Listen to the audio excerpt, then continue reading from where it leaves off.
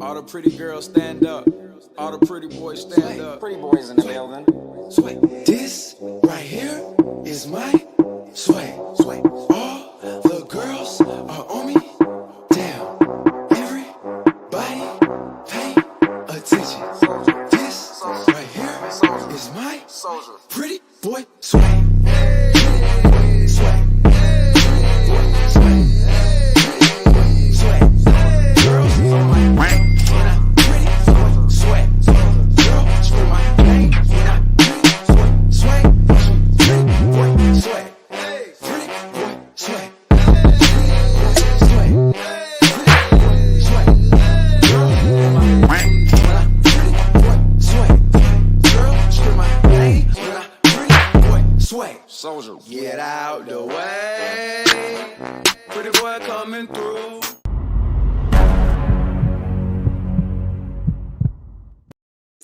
Ladies and gentlemen, welcome back to a very, very special live stream event we have going on the channel this morning. I'm going to be joined by some really special comic creators, comic YouTube guests, writers and artists today to celebrate and talk about the launch of this new comic series, Evermind, only on Kickstarter or starting on Kickstarter today.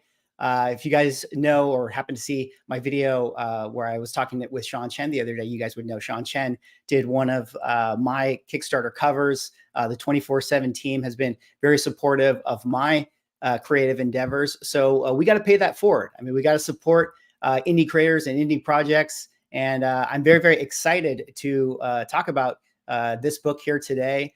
This special Kickstarter that they got going on. I think it's a really, really special project. I'm rooting for them. I'm super proud of all the people who worked on it. I think that you guys are really, really going to enjoy it. And I have some special interviews and conversations set up for today, and some cool guests. I think that you guys will be excited to see. So with that, we always got to kind of do a little bit of housekeeping here. Just say hello to everyone in the stream. We'll have the guys on today. If you guys have questions, feel free to send some questions. If you guys want to talk about the project itself, or you ever wanted to ask Sean or Daniel something specific. I mean, hopefully not too specific, but if you have something for them, feel free to ask away. But let's see here. Early in the morning, let me get a sip of coffee. Got to do the morning show. Usually don't stream like this early. I think usually our streams are later in the afternoon. We got GT Key Comic in the house. What's going on, man? Good to see you. Thanks for stopping in. We got 24/7 Comics. Hey, everyone. So excited for this. Good to see you.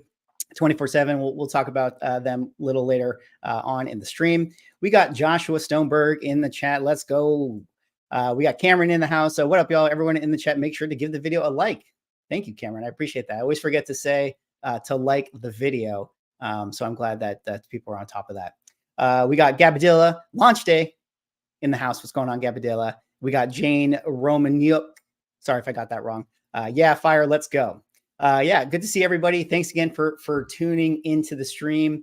Yeah, we have a lot to talk about today. We got a lot of people to interview. I have so many people in the backstage. It's going to be a party all day long. We'll probably go about 2 hours. So I think you guys will enjoy this. And then we're probably going to get into some other comic book collecting news later on the stream. I have some interesting stories that I'd love to get Sean and Daniel's thoughts on. But with that, let me not belabor it too much longer. Let me bring on our honored guests. But of course, before I do that, I got to play a special trailer for Evermind to sort of set it up so that you guys can get an idea of the project. And then we're going to bring on Daniel and Sean, and they can tell you more details. But with that, I give you guys Evermind.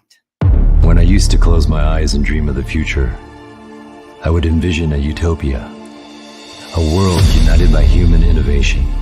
But now, all I see is greed. I am Frankenstein, and my monster is my technology, Neuralink, a highly complex system that allows our consciousness to be uploaded into any instrument we can imagine. I should have known those instruments would be used for destruction, with evil agencies using it for their quest to power. I, Lucas Jong, must put an end to my creation no matter the cost. As I always say, the future is in your hands. Hey everyone, I'm Daniel Wu from Into the Badlands, Westworld, and Disney's American-Born Chinese. I am super excited to announce the official launch of the Evermind comic book Kickstarter campaign. You may have noticed in the exclusive comic preview that Lucas John kind of looks like me. Well, that was no accident. Evermind creator CHEN based the character off my likeness, so it feels fitting to officially be on the team. Being a co-creator of an epic comic series has always been a goal of mine, and I cannot wait to go on this journey with you all. So, what is Evermind about? Evermind is a science fiction graphic novel set in a dystopian near future that follows a famous scientist, Lucas John, and his discovery of a revolutionary technology that changes the world called Neuralink. With this new ability to transfer human consciousness into advanced machines, Lucas unintentionally creates an arms race among several evil corporations. So as the Oppenheimer of his time, Lucas makes it his mission to ensure that his tech doesn't fall into the wrong hands, even if that means using it on himself.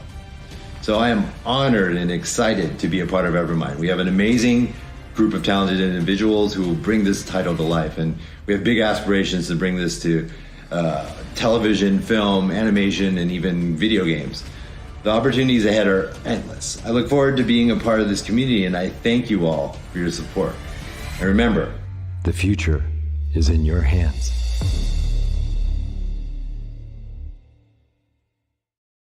All right, please welcome to the channel, Daniel Wu and CHEN, creators of Evermind.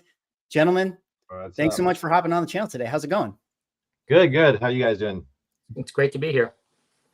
Yeah, I'm doing good. Congratulations on the success of the launch of the campaign. Already off to a success. I don't know if you guys are paying attention, but I got here in my little side window. You already got some backers. Instantly out of the gate. But we'll pull that up and dive into it a little bit later on. But Sean, I started with you, or we talked about Evermind on a video that we did together. But maybe you can, in case people didn't see it, just give people a little bit of like a background of like this project and what it is and how it came to be. Okay, well, it kind of started out with an image that I put in a sketchbook and sold at San Diego maybe like 20 years ago. So it was a picture of a robot girl and a robot gorilla, and the image was kind of intriguing. It kind of implied more of a story, but to me it was just a drawing, just to put in a sketchbook. But of all the images I've done, that one seems to gain a lot of interest. Like people want to know more about it. So I think Carl asked me if because he had 24/7 comics going, if I had any idea what that story would be about if I were to actually put it out. And I told him I really didn't think about it too much, but then he kind of encouraged me to kind of think about it, just hypothetically. It's just that, see how your writing chops are, because I'm primarily an artist. And then it grew to a point where I think it was in a place where it could actually see the light of day as a real story. And then one day he just says, okay, we're going into production with this. And, I was a little bit taken aback because I'm not that type of person who's jumped right into writing. But the way that Carl structured it was like a very smooth transition into becoming a writer. And it's been very rewarding. So what's live now on Kickstarter is sort of like the fruits of that labor. And it's a 2-year-long project. It's got a lot of cool visuals. And then hopefully people will think it has a great story because, I worked hard on it. So. Yeah, I can attest to that. And Daniel, you were able to kind of jump on this project with Sean and get drawn into a comic book. What's been sort of your background with this, and how did you get involved? And is it kind of cool to see yourself on some art panels? Yeah, I came in a little bit later after Sean had already started drawing and writing the first book. And so it was interesting to have this project presented to me with the main character already drawn in my likeness. So I was like, oh, I'm halfway there. But yeah, no, Carl and I have known each other for a long time. We've I've known about Carl's, love for comic books and our shared love for comic books. We kind of shared a love for a certain type of Hong Kong comic book that came from, the late 80s and early 90s. But yeah, we've known each other for a long time, worked with each other on various projects. And then he presented this one to me, and it just seemed to all fall into place because I've always wanted to delve into the comic book realm, but I've never really felt like I really belonged there. So Carl kind of helped pull me in, and with Sean's, extreme talent and legacy in the comic book world, I thought it was a great pairing to do this. And really, my big question was like, what can I contribute to this project? And Carl was like, well, you've been part of so many films and projects as an actor and as a producer, like you do know a lot about character and story development, so you can start there. And I'm like, okay, I definitely know that. And so once we had our first kind of virtual meeting, it was very kind of naturally integrated. I think any kind of storytelling is storytelling, whether it's you use comic book as a medium, television as a medium, movies as a medium, it's all storytelling. And so all those basic elements need to be there. And so it doesn't really matter what the medium is. Good storytelling is just great storytelling. So yeah, really excited to be part of this project. As it's developed over time, it's become really interesting, and it's really kind of fulfilling, actually. Movies and television are such a painfully slow process, and although Sean is saying like 2 years, like I worked on a show for 5 years and it didn't go anywhere. Right. So it to me it's a much quicker process because we talk about stuff, and then a couple weeks later, Sean has drawn it out and it's already there, and you see it very quickly. And that to me is very rewarding.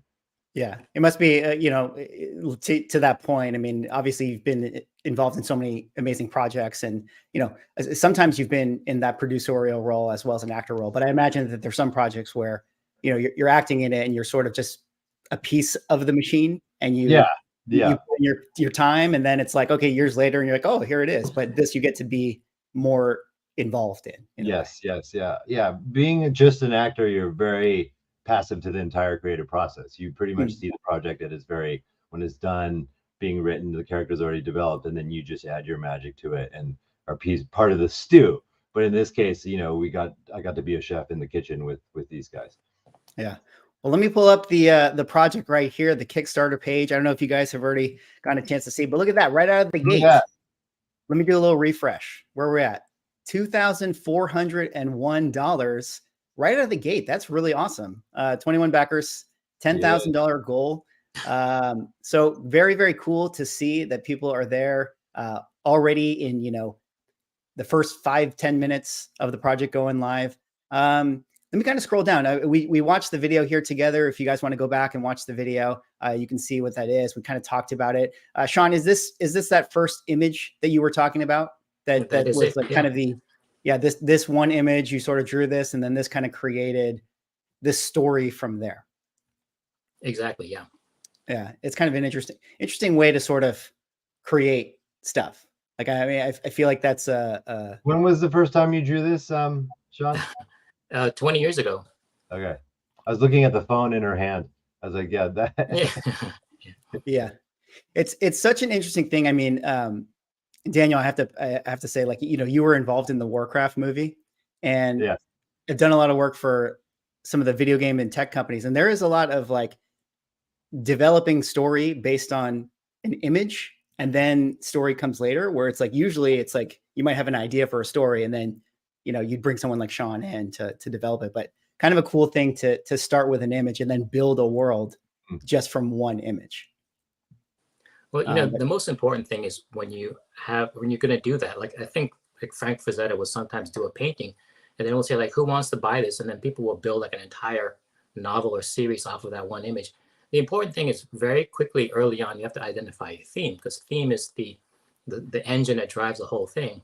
So if you're just making up stories based on an image without having a theme in mind, like, you're in big trouble. So it doesn't matter where a story comes from, but it does have to get to the right place in terms of like a theme and characters and then plot. So, that's the key right there. It's like, don't jump right into plot after seeing a picture. Make sure you take care of theme and character first. Right. And did you do all the inking, Sean, for this as well? I did. Yes, I did the penciling, inking, and then the coloring is by my friend Tom Chu, who's a brilliant colorist. And I did the writing. So, and then, awesome. Yeah, very, very cool. I mean, we got all the tiers here. I won't, we're not going to go in full explain everything here, but obviously a lot of different things, if you guys are familiar with sort of Kickstarter and obviously different reward tiers that you can do. You got one here that I think is kind of fun. You get some signed stuff. Both of you guys are going to be signing. Daniel, I imagine that you've had some big signings before. What's the most you've ever signed in one sitting? Do you know? Probably like 300 pieces of some stuff before. Yeah. Oh, you gotta do some wrist yoga for that. yeah. I feel like I think this tier, I didn't count it, but I feel like you have even more than that. You guys are going to be busy with the signing here. But with that, I have some people backstage that I wanted to bring on, some extra special guests. Of course, we're going to have special guests all throughout the stream, which is kind of fun and exciting. But I wanted to bring on a good friend of the channel, Justin.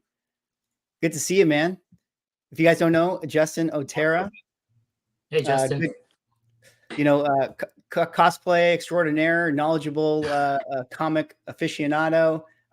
Also a big time kind of panel host for a lot of conversations at Comic Cons and things like that. And you've done some really, really great panels talking about the process, some Asian American projects and stuff like that. I mean, we haven't even discussed that, but yeah, there's a lot of Asian American people working on this project, and you've done a lot of panels in that space. But Justin, thanks for hopping on. How's it going? Have you got a chance to check out the project yet? Oh, hey, sorry, I was on mute. Yeah. Me and my wife, we just jammed through them last night, all 3 preview episodes, and we were just right in it. We've been fans of sci-fi for so long. As soon as we read like the first 3 pages, we're like, "Oh, this is good. This is real good." And then by the end of the 3rd book, we were like, "Man, this is something. This is something." We saw little pieces of sci-fi, like definitely kicked off to like Westworld. Definitely had some like Avatar. Had some like what else we got in there? There was so many good ones, so many good references. It dragged us right in from the beginning. How long have you and your wife been? You've always been fans of sci-fi. Like, what is it about sci-fi that attracts you? Because I'm a huge fan too. It's interesting. We've been sci-fi fans for as long as I can remember. I mean, we grew up on like the original Star Wars and everything. From then on, I think we've just always been attracted to sci-fi comics, anything in that space. So, yeah. Do you have a preference for like? Do you know like? I don't know if they still categorize it as this anymore, but hard sci-fi versus soft sci-fi. Like hard sci-fi being more like kind of like Evermind, where it's like there's scientific things happening, whereas like soft is like Star Wars, Star Trek. It's like wars in space. Oh yeah, no, we're deep into it. We love like cyberpunk type stuff and all this mind transfer, Avatar type stuff. So it goes all over. We love watching anytime a new sci-fi show comes out on the streaming services. We'll be right there watching them as soon as they drop. And then just to clarify here too, Sean, this is the cover, correct? Yeah, that's I guess they call it a wraparound cover. So like the right side is what you would see on the published version, and then the back cover. So it shows sort of like the 2 different sides of the world of the story. One is the above ground theme park in the sunshine, and then what happens below is sort of like the man cave kind of a den of sin where you can actually like it's like Disney's underworld Pleasure right Island, right? Yeah. So all of these covers are double page spreads because I think it was for the digital versions because we have like that landscape format. So a lot of the covers have a front and back side. Gotcha. Some 90s sort of aesthetics right there with the wraparounds and things like that. As long as you don't make them horizontal. This right here is cover 3, right? For issue 3. Yes. Yeah. So to clarify this, so this is for the first 3 issues. Yeah, 3 issues are what's coming out first, and then I think in all it's going to be 6 issues. So there's going to be a second half coming later. So this arc leaves you off. Maybe Justin can testify. It leaves you with a little bit of a cliffhanger that'll hopefully lead you to want to buy the second half. Right. Yeah, very, very cool. Yeah, Justin. So, do you have any other questions or anything? I mean, it was just more of a casual. Just come on and say hello and let them know your thoughts. Tear the book apart. Do you have any questions for these two gentlemen here? I don't know about questions, but I remember the first time I met Daniel at an American-born Chinese mixer, and I'm friends with Gene and Kelvin, so I was like, oh, you guys gotta introduce me to Daniel. I'm a huge Into the Badlands fan, martial artist, and all that stuff too. So Was that at San Diego? Yeah, San Diego 2 years ago. Right, at that restaurant, right? Yeah, Yeah, that was cool.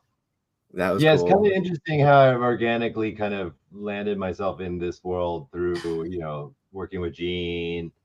Into the Badlands was definitely a show that was geared for people who are fans of graphic novels, because we made it as like a living graphic novel, and kind of did it the other way around. Most people try to make a graphic novel and then try and turn it into a TV series, but we made the TV series with the idea of a graphic novel in mind. So we were planning to go to Comic-Con a lot, but we only did it, I think, twice. And then the third time I was there was for American-Born Chinese, and I met you there. That was a cool event to meet a bunch of people before the show came out and sort of build up the anticipation for it. Kind of like this Kickstarter thing that we're doing right now. Yeah. Look at that. Yeah, so it was fun. It's very, very fun to see the number ticker roll up to $4,002. Let's just go on 28 backers. We got to, by the end of the stream, guys, we're going to go till maybe noon or so. We got to get more than 28. We got to get to 35 backers. We got to make sure that we're at least at 35 by the end of the stream. Well, Justin, thanks for hopping on. You're more than welcome to hang and stay if you'd like. But I got some other people in the back right here. I gotta bring on and say hello to. We got Vince over there, probably with his head down, drawing, probably writing. Who knows what he's doing over there? But Vince Sunico, thank you so much for hopping on the channel. Another 24/7 creator. How's it going, man? Not too bad, not too bad. Glad to be here. Hey, Vince. Yeah. How's it going, guys? Vince, do you, Sean and Vince, do you guys know each other well? Have you guys been colleagues for a long time? In a while, yeah. Mostly through the video chats. Yeah, we worked together a little bit. I think you did some promo pieces, and then it's mostly on Zoom for work reasons. Yes. Yeah. And so Vince, so maybe you can help. Maybe people have been seeing sort of the 24/7 comics logo here, and I'm bringing you on, and maybe you can help kind of segue us to what 24/7 is. I mean, we've heard the name Carl mentioned a couple times. Yes. Maybe you can talk about 24/7 and some of the projects maybe that you're working on with Loathe and stuff like that. But like, what is this? What is this company? What's going on with this? I think the best way to put it with the company, it's just like, I think it's a great place for creative folks. Just the fact when meeting Carl and then just being interested with the whole Loathe project, like he was just in it 100%. And then just bring on all these other creators, and it just seems to be more like creative, which I love. Right. And so 24/7 is kind of a new sort of publishing company that Sean, you sort of are collaborating and working with, right? For Evermind. Oh yeah. So Carl brought me on board a while back, a couple of years ago, to develop this, and it's been a great creative environment. And he's kind of new to the comic scene, so he's a lot of cool new ideas about how to get these to the people. So it's been a great creative atmosphere. So he's our fearless leader. Yeah. And so Vince, I mean, we're here to talk about Evermind and stuff. But we got to talk also a little bit about Loathe. But have you seen much of what Sean has been working on? Do you have any thoughts? Yeah. Check out the story and read it. Yeah. I read all the three issues that I was reading through. It was really good. I really enjoyed it. Really enjoyed it. The artwork, Sean, nice. Thank you very much. Appreciate it. Yeah, Coming from really you, nice. that's quite a compliment. Oh, no, man. But I really enjoyed like the writing itself, like the story, just the whole sci-fi feel to it. Yeah, it's really good. I just wanted to keep going, and especially at the ending part, I was like, "Ooh." Yeah. Well, let's talk a little bit about, in case people don't know, Vince, maybe tell some of the people in the audience are watching, who you are and what you're working on, and maybe talk a little bit about Loathe as well. I'm just a guy who just likes drawing. It's pretty much. But one of my main things I'm working on is Loathe. He's just it's a character, and it's more of a superhero world.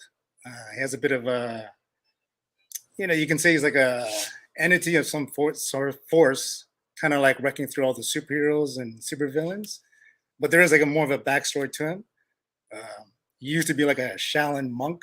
Doesn't look like it, but there's a whole thing to it. Yeah. So I like to think it's a very interesting story that I got going with the book. Yeah. It's very, very cool. So and this is your project over at 24/7. Yes. How did you have like this story? Is it a character came first, or like how did the idea start for Loathe? It was actually it was just like a character that I had the image actually first. And then I had this other separate story about this Shaolin monk.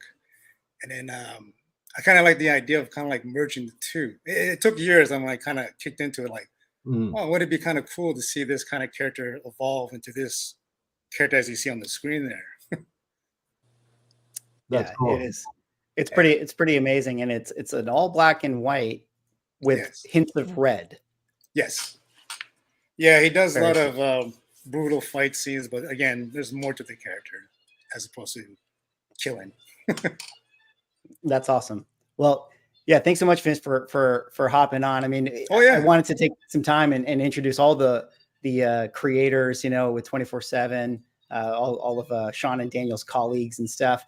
We have another creator too that is hanging out in the background working on a project. We got Jarrell Threat. Hello. What's up, Jarrell? What's going on, Jarrell? Hey, Jarrell. Good to see you, man. Hey, how's everybody doing? Good. Good. How's it going? It's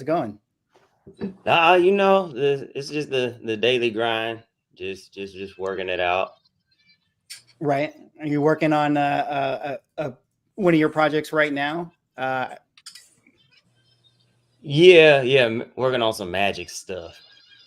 That's something that we have in common. So you do a lot of work for Magic the Gathering.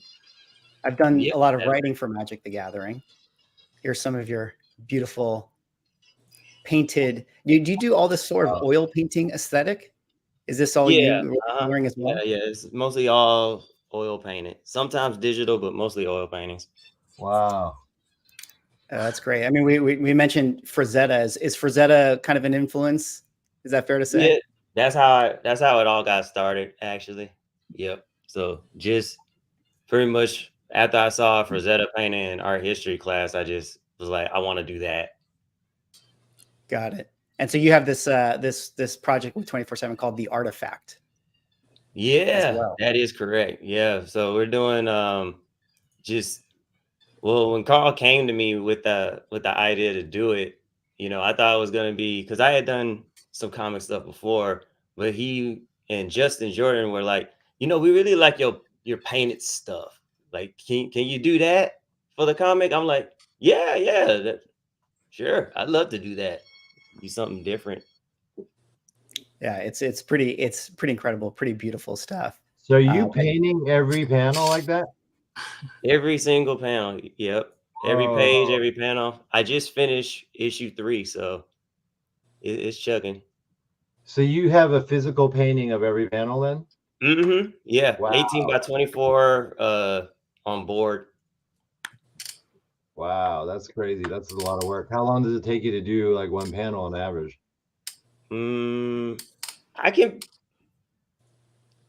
Most pages in and of themselves take me about a week. Okay. So on the panels, it depends on the page itself, how many panels are in it. But if it's like a 3 panel, I can get that in about 3-4 days. Oh, that's quick. That's quicker than I expected. Wow, that's fast. Yeah, I mean, with like oil? when I first started, it didn't start like that. But after you've done them, after the first issue, it really picked up, because then I got a procedure going and a pattern going, and after that, it's like just autopilot. Yeah. Right. It's very, very beautiful.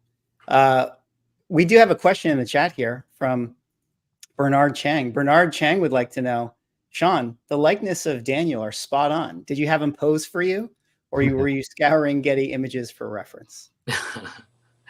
Well, thankfully, like whenever I draw a comic, I do use like a lot of Google image searches.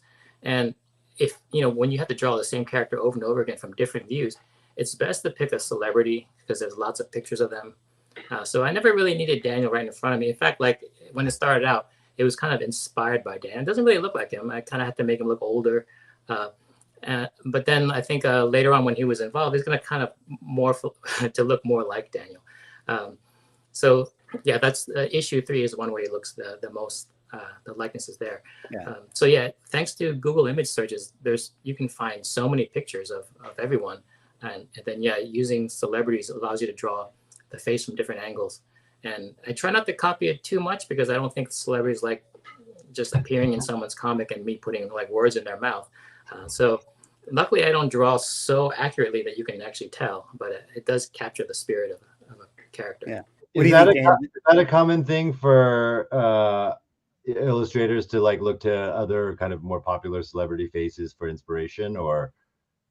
I don't think so. I think, well, like with Bernard, I think there are people who draw like a little bit more cartoony so they can see a face and it's very stylized. And that way you get a lot of differentiation between different types of characters. So with me, I have to be very careful because if I draw an actual face, realistically, a lot of people's faces, when you shrink them down and someone else colors them, they can end up looking a lot the same. So in order to get that difference, you need a guy with a big honking nose or another guy with big ears. So a lot of times just coming up with that in your head, you kind of turn them into like an avatar or like an icon.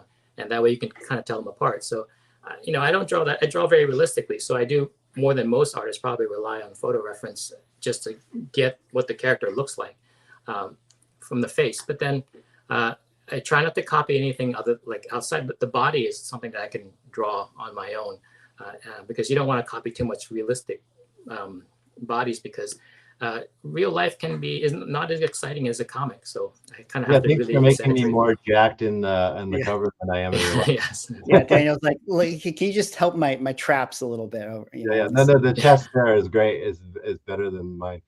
He's benching about 260. I have a question also, actually, because this is very different than filmmaking. Because filmmaking, you write the story, then you cast, and you try to find the person that kind of fits the role, right? Whether it's a attribute acting wise, as a sense of vibe, or it's their look that actually fits the character. In comic book writing, and this is a question for Sean and Gerald, is that you guys write and then you create a face that's in your head. Like, where do the faces come from for your characters? Like, how do you know what I mean? It's completely opposite of how we do it in the film business. The face comes last. Like, you do everything and then you choose an actor that looks like what you think the role is. But you guys have to create the face first. How do you go about that process? Well, with me, I kind of just, if I can kind of envision the person acting or behaving this way that the writer is describing, I would just kind of draw that face or kind of look for someone with that face in like a Google image search. But with this book, I had the character down, but I didn't really know what he looked like. So I actually asked Carl, like, who should I draw for the scientist guy? And then he said you. And so I thought, I was like, great. And then that's when everyone became Asian in the book. I mean, like a lot of the main characters is from that one moment. So yeah, we didn't start out with an agenda to make this an Asian science fiction or an Asian anything. It was just like, who should this person look like? And then he said, my friend, so that's how it all started. But how about the other characters? Like, the other characters aren't really based off known people, right? So like, how did you start filling them in? And even the robot characters, their faces and the characteristics of their faces. Right. So this story takes precedence over everything. So we have a character that have to cast someone that probably has like the female robots have to be very generic because the whole purpose is they represent all the Disney type princesses, like maybe all 12 versions of them that where you just kind of change the colors out. So they have to be fairly agnostic in terms of race because they kind of have to double for everybody. And then since they're robots, they're kind of just mass produced. And in terms of like the other characters, you just kind of look at the story to know what their behavior is like and what kind of character they are. And then you can kind of come up with an image. So I don't want to give too much away, but the one character in this had to start out looking a certain way because she ends up looking a different way. So then in that case, like the story really tells you exactly what type of person you have to cast. So that's basically how I do it. Yeah. Bernard has a question for you, Sean, here. Sean, the environments in tech are so detailed. Where do you get your inspiration for creating this world or new world? Well, you know, it's a world that I love. So I'm always watching those dystopian science fiction movies like Blade Runner, and there's that video game Cyberpunk. And, you know, every time the architecture gets really cool looking, I kind of like make a mental note and just try to figure out exactly what things are making it look very interesting. I think one thing I try to avoid is like very generic cyberpunk worlds. So this is stuff that I like to draw a lot. So there is a scene where the scientist's daughter goes out has to meet someone at a public location. You know, I can make that just like you know, in a parking lot, but I love drawing the world. So I put their meeting in a future Japantown because it's just more exotic and more cool to draw, and it's a tremendous amount of work to draw. But then it's really the stuff that takes a tremendous amount of work to draw is usually the stuff that gets a lot of attention. So, you know, I like drawing that stuff, and people like seeing it. So, you know, it's always good as an artist to bring to the reader something they haven't seen before, just to give them an experience. Yeah. And so all these are these some of the pages that are available in the tier here? Are you going to be giving away any pages here? Possibly. You know, looking at this page, there's a lot of logos. So most likely I didn't draw those logos right on the page. So they may have been like composited in Photoshop later. So when there's a page that's very complex, it probably is done in lots of layers of separate drawings compiled together in Photoshop. So a lot of the way I work, I draw panel by panel and put them all together in one spread. So I think a lot of the tiers just have these individual, like that person's face on the lower left. It's probably in one of the tiers, like the original art for that, a little black and white drawing that's done in pen and ink. Right. Well, it's like you have one tier here that I thought was really interesting, and maybe I can ask you guys some of these questions and stuff. But you know, one tier is Sean Chen's Vault of comic art right here. You can get some of your original art. Now, the people who watch my YouTube regularly, I don't know if you know, Daniel, but on my YouTube, you know, a lot of people, we're all in the comic space, but we really do care about sort of the vintage market and art sales and stuff. And there was a really big heritage auction sale that happened. And look at some of these prices, man, for some of this stuff. I mean, did I see that right? $408,000. Oh yeah. So we can talk about this. This is the first appearance of Superman. Wow. Yeah, first appearance of Superman. It's as low grade as you can get.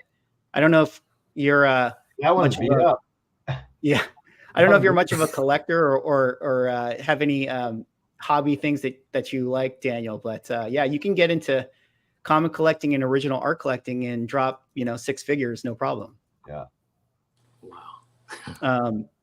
Sean, you had a one here that I saw. It was a Barry Windsor Smith cover, who was one of your mentors, I think, right? Had a Conan 11 from 1971, sold for $102,000. So wow. Do you think maybe 30 years from now will be cover art for Evermind #1 selling for I think the big difference between Barry and myself is quite vast. Let's be honest. But also another thing that Barry did to keep his prices in high demand is that he didn't sell a lot of his originals. So a lot of the stuff is probably just coming out now, and a lot of people, there's been a tremendous demand his whole life for this work, and he doesn't let it out too easily. This stuff goes for a lot because it's extremely rare. And you know, I'm different. My artwork is out there quite a bit, so I'm a very giving person. So Yeah, we can see right here some of the Frazetta stuff. Even just this, just an original sketch, $78,000 from a Frazetta right here, which is Whoa. pretty incredible. How much some of the stuff sells for. Did you ever, Daniel? Did you ever get into comics? Were you ever pulled into like that Spawn, So Todd McFarlane back in the '90s, or Jim Lee, X-Men? Yeah, I collected some of that stuff, and then there was that period where the market fell out. Yeah. And then I offloaded it all for really cheap, stupidly, and then now I don't have anything. So there was a period like from high school up until that point where then comic books weren't worth anything for a minute, Totally. right? That I was collecting, and then I stopped because I had a massive distaste after that happened. But yeah, there was I had some old stuff in there too, but not anywhere near this value. Yeah.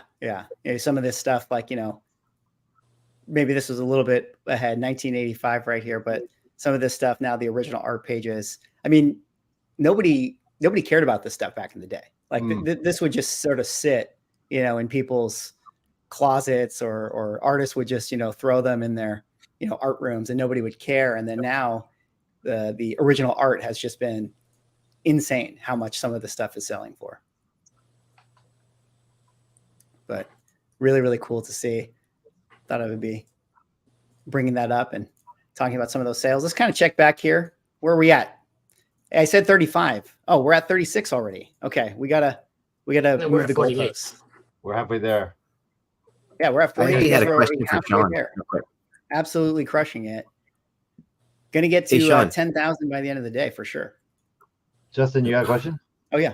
Yeah, I had a question for Sean. When I was reading the first book, how'd you come up with was it from personal experience, or how'd you come up with the relationship between the daughter and the doctor or dad? It feels a lot like a relationship between my sister and my dad. So I saw personal experience in a lot of that. Well, I'll tell you, like when I first started doing this book, we kind of figured out the plot of the book and then the major player in it. And the book was going to be a tremendous amount of work to draw because of all the backgrounds and the robots. And I was kind of really dreading it because it just didn't seem that interesting. Like to draw a long-term, 6 issues of that could really kill me. What I found out though is when we started developing the character is what really ignites the whole story. And so I think the idea was that this character wants something really badly, and he has a flaw. So he had a flaw that comes from a misbelief. So he's chasing after something, and there are obstacles in the way. Usually in stories, you have some person that kind of ends up being like the mentor character. The mentor can be anyone.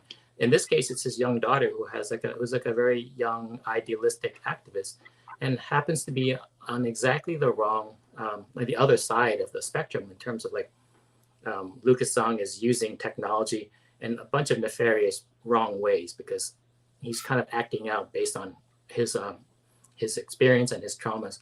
And then his daughter is someone who actually fights against that. If science is sort of like the family business, he's kind of using it for kind of the wrong reasons. And she's an activist that happens to like an animal rights activist. She's more like a science activist where her cause and the group that she belongs to, their cause is sort of like the ethical use of science so that corporations don't run wild using science against the people. So she's in that group, and that kind of puts them at odds. And that's a great story that kind of gulf between them and whether they can really get together. So that's where the human story came in. Once that was in place, the story really took off. And I can write and draw this story for 10 years. So it's strange how that one element there that has to do with character and theme really changes your whole view of the story.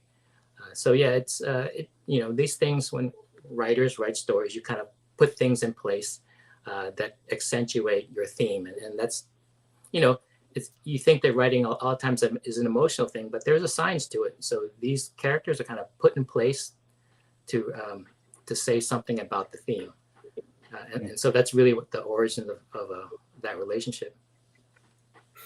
Yeah, I find that the father-daughter relationship to be the most kind of universal part of the story. I mean, like you, of course, you have the science fiction aspect, the Neuralink, and all those things that are part of the sci-fi genre. But what's the heart of the story is this father and daughter story, and it's really about this chasm that's between them. How do they how do they bridge that gap? You know, and so along this ride, there's this amazing, crazy sci-fi action-packed story. But at the heart of the story is about this father and daughter trying to get back together. And I thought that was what was the most kind of relatable and touching thing about the story to me. Definitely. Well, we have someone in the back who maybe knows a thing or two about stories and good writing and good art. Friend of the channel, got to bring him on now. We got Diesel Dan. Diesel Dan, welcome to the stream. How's it going, man? You guys can hear me, right? Oh yeah, we can hear you. Okay, awesome. Hey, thank you, Mickey, and thank you everyone for bringing me into this. Really quick, I had a quick statement. You know, and then I have a follow-up question and everything. It's so good to see you guys proactively reaching out to the comic book community to like help promote, you know, your Kickstarter and everything. You know, you guys are reaching out to comic community personalities, and I just love seeing it. I think more publishers and more Kickstarters, you know, should do that. So it's really good to see. All right, and then my question, Sean, I feel like you have plenty of experience in writing science fiction and like you know, distant future sci-fi type stuff, and just in science in general. How much of the story is science, and how much is comic book science? Well, as far as stories go, I think the rule is it only has to be like plausible to pass. I don't think you want to use too much real science because you know, this is fantasy, so you kind of tailor the science to the needs of the story. But it does have to be relevant. You know, we're talking with Daniel about this, how it has to be relevant to today. So, you know, we have some things going on with AI, and AI is kind of an existential threat for creative types, and we kind of see it that way. So this is all about the responsible use of a new science. So, but, you know, the science in this book, we're talking about kind of transferring your mind into a mechanical being to control a robot. And then as an extension of that, putting your mind in an artificial body at some point when you become ill or too old, that you can possibly live forever as your organic body dies. So that is complete comic book science, as far as I know. So yeah, we wrestle with them. They're very big existential issues in this relating to science. And yeah, you really can't trust a writer to give kind of really teach the world what to think about that stuff, because this stuff is heavy stuff. And thankfully it's all just fake comic book science. Yeah. We could someday wish to go into the mechanical body of a giant ape. That would be pretty cool. For a while, I think that's the idea, is that like in Avatar, you can kind of test drive a body for a while and have an experience, and then you get back into your own body. I think the important thing is getting back into your own body. So what this story says, like, well, what happens when either you don't want to or you can't? Then all these different questions arise, like how much of you are still you? So those questions are kind of raised and dealt with in this story. Yeah, I can absolutely see there being, you know, an internal struggle of going from this fantasy and, you know, character that you're entering, and then going back to your own body. And oh yeah, it's all crazy and interesting. I love the story. Yeah, I want more. for sure. I actually love this aspect of the story as well, because it's this like existential chase for immortality in some ways, right? And this has been a centuries long, you know, any ruler or emperor has looked for the key to longevity, right? And then now these billionaires out there, if you listen to them talk personally, like they're all talking about health and wellness because they're trying to live longer to enjoy the wealth that they have, right? So that's their only limitation, right? They have everything. These billionaires have everything but immortality, right? That's the only thing they don't have. And it's kind of interesting that this is the main theme in our thing, because this technology that we're developing is not necessarily meant for that, but this billionaire looks at it and go, oh, these are ways to keep us around forever, and that's why they're so, madly interested in it and trying to take it over. Absolutely. I think if I was a billionaire, because personally, I have the biggest fear of mine is death. Death is my greatest fear. And I'll be in the shower. I'm like, oh my gosh, why am I in my own head thinking about death? I don't want to think about this. No, absolutely. If I was a billionaire, I'd be looking for immortality too. Right. Yeah, it's like Jeff Bezos. Every billion he makes, he puts on another pound of muscle. You know what I mean? He just keeps getting more shredded.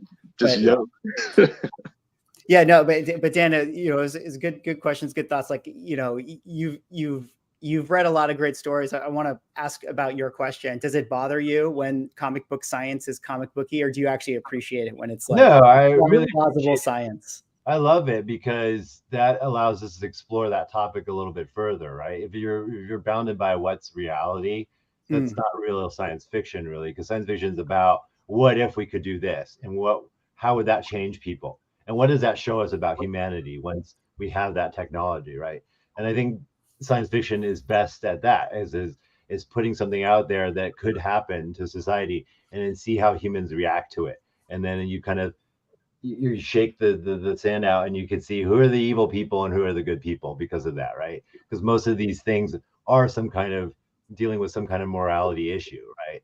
You could have technology, but it means this, and if it costs this, who are the people who are going to still pursue that, right? And why are they pursuing that? Just like we we're just talking about, like, billionaires have a very vested interest to live much longer because they have a lot more funds to live longer with, right? And they can afford the technologies to develop that.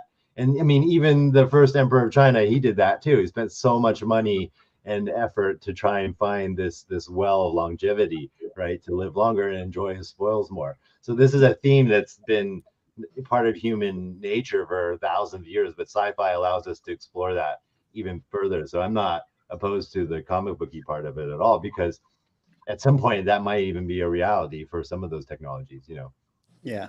I mean, AI years ago, we would never have thought that we would have these conversations about, Skynet taking over, but it seems very close. It could happen in our lifetimes. It's not out of the question, to be honest. Yeah, exactly. But Diesel D, I'm glad that you brought up the point of, Sean and Daniel coming on stream and reaching out and stuff. Like, I want to echo that really quickly. I mean, I feel like that is so undervalued and underrated from a lot of, especially comic artists. I mean, maybe Daniel, I can ask you about like sort of your actor perspective too, but like, I think a lot of the sort of podcast conversations I've had on my YouTube and stuff, I was talking to Dinesh, and one of the things that he said that stuck out to me is like the biggest problem with comics right now is like they have like a marketing issue. There's just no real way to cut through the noise, and there's no real way to like penetrate to the people who are watching. It's just you can't manufacture the same marketing that you could in a movie. And I think that this is it. I think you just have to go like grassroots. And it really just does make a difference, because there's people like, Diesel Dan. I mean, you read so much, and I think a lot of people care about what you think about stuff. And I think that that's really like the way to kind of get some of these stories out there. So yeah, I totally agree with you on that front. Yeah. The whole part, I feel like it's needed so much more, is the social listening aspect of things. And I want to see people, comic book readers, comic book fans, in this market a little bit more and being proactive themselves. And I mean, Mickey, you yourself, you're incredible at this, and I appreciate what you do so much. And then Sean and Daniel, you guys coming to this world, and I'm just a dude that loves comics. Right. This is crazy for me, and I greatly appreciate you guys too, man. This is I feel like we need more of this. So yeah, I'll leave it at that instead of rambling on more and more. From my perspective, being new to the comic book world in this way, I think it's really refreshing, because as a filmmaker and TV and whatever, you're so far removed from the audience and from that, ultimately the consumers of the product, right? You have to deal with the studio and all the people the studio heads, and then their opinions and their notes and all those kinds of things. And do they necessarily reflect the consumer? Not necessarily, right? And so this is such a direct way to do it. And I feel like this is who we're serving anyway. So why don't we just go directly to them? And it kind of cuts out all the riffraff bullshit in the middle that everyone hates dealing with anyway, you know. Totally. So I really enjoy this method much better. Totally. We got to get Daniel back into comics. I think Mickey, you and Mickey got to go to a con and do some buying of some books. Yeah. Oh yeah, I can happily get Daniel to spend money. Recently, because my daughter is 10, she's gotten heavily into like graphic novels and things like that. So I go shopping with her, and I've been picking up items here and there. I'm starting to read stuff again. So it's been cool actually, because you know, having been away from it for like 15 years and now coming back to it, it's a totally different world. It's a lot more exciting to me actually. Yeah. I got a few questions in the chat to fill. Then I want to bring on a very, very special guest, another special guest of all the special guests. Cameron had a question for Sean. Sean, I'm not sure if you mentioned this already, but do you still have that original art drawing from the 20 years ago that inspired the book? I don't actually. So the strange story behind that was, you know, like I said, I'm a very giving person. So there's a friend of mine who was kind of in the comic book industry, more like having like a blog, and her blog was called Robot Girl, and she wanted like a wallpaper image or like an image for it, and I was like, okay, yeah, I'll draw you a robot girl, and you know, so I kind of just drew it, and then a very simple like isolated character, but then it started to grow from there because, you know, as an artist, I keep on saying like, well, this will look better if I put something in the background, or it'll get better if I noodle it more and more and more. And it grew into this big illustration, and that illustration kind of told the story. And then I gave it to her to use for her website, and I gave her the art, and then I said, you know, there you go. And then it kind of disappeared. So you never really get to pick as an artist which piece of yours actually takes off, and it can take off for the strangest reasons. So, you know, that was a piece that I didn't really think that much of, but I included it in the sketchbook just to, you know, showcase our work, my work. And then people would kind of flip the sketchbook and they'll pause on that, and they'll pause on it, and they'll say something about it. And so it was very keen for me to kind of try to figure out exactly what it is that people would just pause on that one. And I wouldn't expect people would actually glom onto that piece over all the other stuff. I mean, I had a lot of Marvel and DC stuff in that sketchbook too. But that piece seemed to just attract people's attention. So I have long lost touch with that person, and I don't even know if they have the art. Maybe they sold it, or maybe it's just in the trash bin somewhere. Or, you know, it could have succumbed to the collector's nightmare of fire or flood. So who knows? But, you know, at this point, it's not that big of a deal. But if this thing becomes like the big Daniel Wu summer tentpole movie, then that piece is going to be worth something. So, you know, 100%.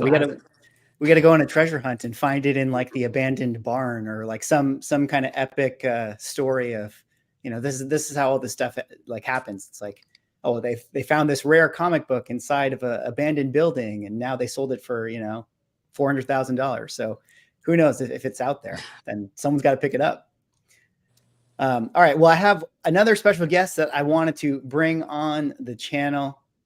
Ladies and gentlemen, welcome Kevin Van Hook, writer, comic artist, filmmaker extraordinaire, one of the creators of Bloodshot. Kevin, thanks so much for hopping on the channel, man. It's good to see you. Oh, good to see you.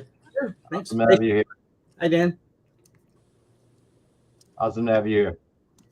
Yeah.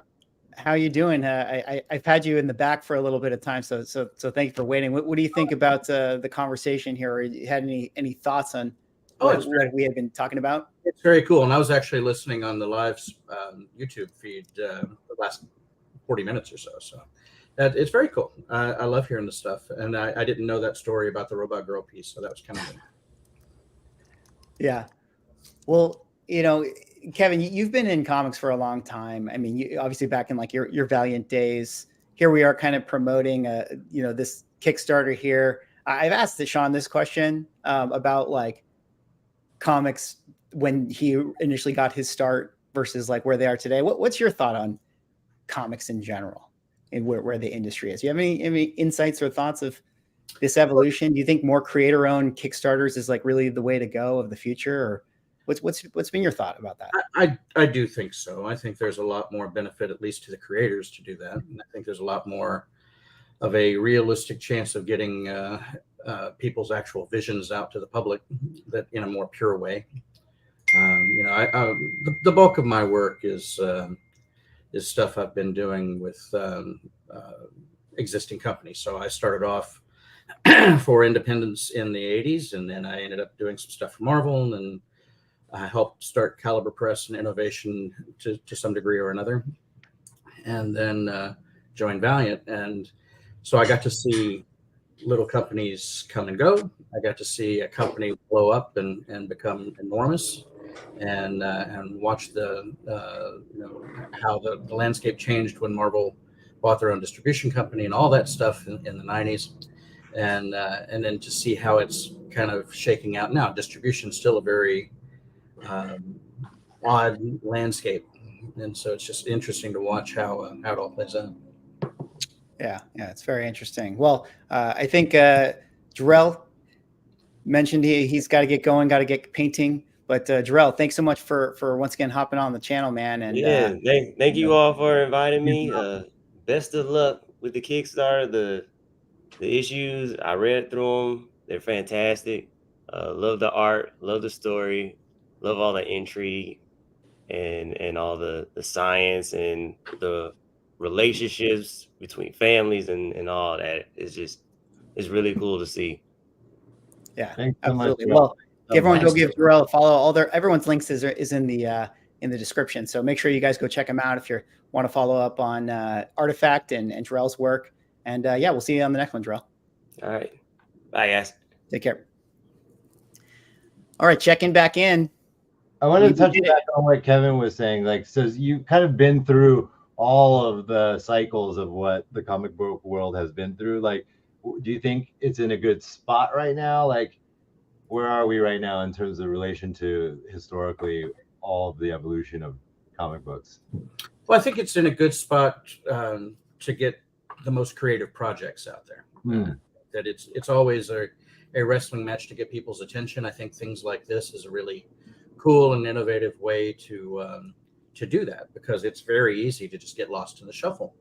And people like Carl and Nikki and the group here all together, have an approach that ensures that at least we'll get some eyeballs on it, and it's really great to see the number on the Kickstarter rising as we're talking over the last hour or so. Yeah, as it shows real interest. Yeah, I definitely think getting eyeballs is very, very important. But I'm not the only one who has a YouTube channel and gets eyeballs. We got more people in the backstage. We got to bring on here. Special guest, Bronze Age Nerd, another another celebrity comic book YouTuber here. And later on is going to be hosting Sean and Daniel on his channel. But Bronze, man, thanks for hopping on, man. How's it going? Oh, great, man. Thanks for having me. It's a real honor to be here. Excited for the launch. Looks like it's going awesome. That's great to see. This is a really exciting project, and I'm happy to be here. Yeah. I mean, what have you been? I feel like Bronze, Christopher, you've had a lot of conversations too about sort of creator interviews and things like that. I know we've been talking about Frazetta earlier in the stream, and his granddaughter has kind of taken over sort of that brand and everything like that, and it has some of her projects, and you've had conversations with her on it. What do you sort of think about where creators are in this space and getting the word out and I don't know, just this whole machine of YouTube getting creator projects out? Like, what's been your thoughts on that? Yeah, I think there's never been a better time to access a large number of people at once. Especially if you have an engaging message, something that they want to hear. So I think it's a great time for creators. Comics themselves, maybe there's some stuff going on, especially with the big publishers. Maybe we see some sales downturns, but there's still a lot of interest in original comic books. So there's actually a very, rabid market out there that wants new content. That's something I was talking about with Carl last week. I think a new IP coming out is going to have a lot more eyes on it these days, especially if it's a high quality one. There's a lot of need for original new stories to move people forward, to bring more readers into the hobby. So I think it's a really good time for that. And, you know, especially if you're willing to get out there and do things like YouTube shows and share on Instagram and all those fun things, you're going to see a lot of success, a lot of feedback from that. People really love that ability to get that instant access, those instant questions, or, hey, I noticed this on the first page. What does that mean? That's awesome. That's a really good connection with your audience, and it's very valuable. Yeah, absolutely.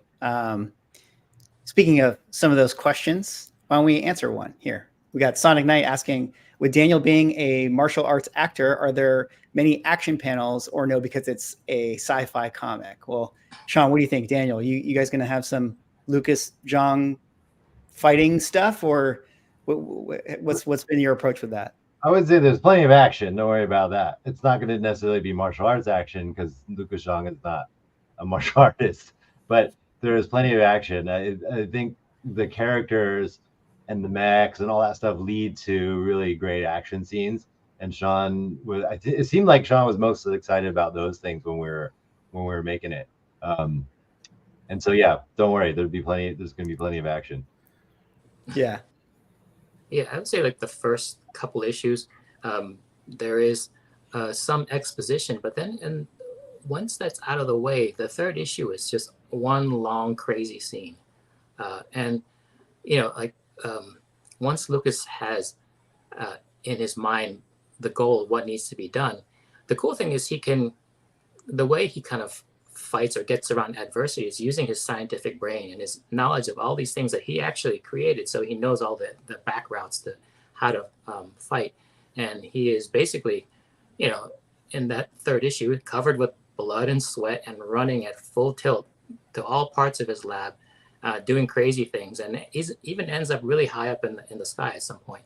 So, you know, as I was drawing it, you know, it'll take me an entire month to draw that issue, but, you know, you read it and you actually get kind of winded. So, but yeah, no kung fu though. Yeah. It must be kind of nice to Daniel to do a project where you don't have to do all the martial arts training. I don't have to worry about getting injured. I don't have to worry about sweating through my costume. You know, but what's interesting is it does take about the same amount of time. Like for us filming and then editing and blah blah blah. Like I thought that took a longer time to do that in real life than it would be to draw, but it sounds like drawing it also takes a long time. It's a very slow, intricate process. Yeah. Is that still like a fun process for you to go through all the training, or is it still sort of novel, or is it like, oh man, like you have to I love it. I love choreography. I love like trying to nail it and get it right. There's something about it that's really challenging and fun, this physical challenge that's fun. But as I get older, it becomes much more difficult to do it in a way where you don't get injured, you know, because it's like it's different than like real martial arts training where you go in and you train a couple hours and then you take a break or whatever. We're at it like all day long for 12 hours a day, up to like a week to even 2 weeks for one single fight scene, you know? And so there's a lot of chances for you to get injured, especially like, you know, you're working on something, then you sit down and wait for the next setup. It could be an hour, and then you get back into it and you're not fully warmed up. You know, something can happen. And then there's the injuries that could happen from the stunts themselves. You know, we're working with weapons, working with explosions, all that kind of stuff. But all of that is like really, really exciting to me. And I love working on that stuff. I don't like to over rehearse things, just like in acting. Like I feel like if you over rehearse it, it becomes really kind of dead and flat. There's something about like just knowing the choreography well enough that you make all your marks on time, because to me, that gives you a sense of like real fighting. Like when we were doing Into the Badlands, we were learning the choreography as we were shooting it. So we were never quite sure. Like you're never quite sure if the sword is coming from the left or the right. And so the blocks feel really real, you know what I mean? Whereas for an example, like on the first Matrix, you know, I know they worked on that first fight, Keanu Reeves and Lawrence Fishburne, in the dojo for like months beforehand, right? So for me, like when I'm watching that fight, I can see Keanu going for a block before Lawrence Fishburne actually starts throwing for the punch, because he knows it's going to be there, right? Yeah. And you can explain that away as saying, oh, that's Matrix learning or whatever. But to me, I know that's because the choreography got too practiced over and over, you know? So yeah, I like that element of slightly not knowing and slightly thinking that you might get hit. And so you have to be on your toes and you have to be a little extra on all this stuff. But yeah, I still love it. I still love doing it, even though it's harder now as I get older. But it's an incredibly fun part of shooting a film or a series. We got another question here from One Man Show. Maybe Kevin or Sean, you guys can weigh in on this. You might have some good thoughts. One Man Show wonders, any thoughts on the process of finding artists for comics or for artists finding work in comics? What do you guys think? Sean, do you have any ideas?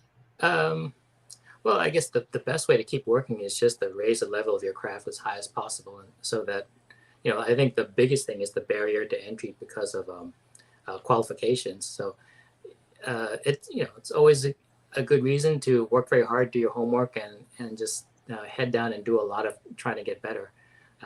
In terms of finding artists, I think you and Kevin both have found artists before, so you can talk about that. Well, what I would say, there are agencies out there. At least one is somebody that I've worked with for years and years and years. A guy named David Campetti, who runs Glass House Graphics, and so he has a very large pool of artists from all over the world. A lot of Brazilian guys have come through his agency. A lot of Southeast Asian people. Some of the people I'm working with right now on books that I'm doing with a publisher out of Indonesia come through him. So these are Indonesian guys, and I've worked with Filipino artists and colorists as well.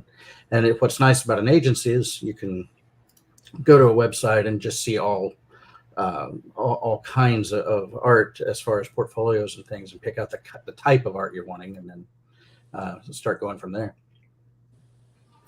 Yeah, good thoughts. Good thoughts. I mean, I think Instagram seems to be, I think, one of the most effective tools, right, for artists. It's a visual medium, and I feel like it's really conducive to just sort of posting all your work. And I think a lot of people get discovered now off of Instagram. So I don't know if that's true for you, Sean, or that's been your experience. I think Instagram's changed a lot in the 5 years that I've been on.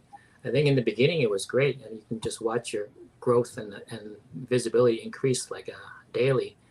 But I think they're kind of prioritizing the short form video stuff now.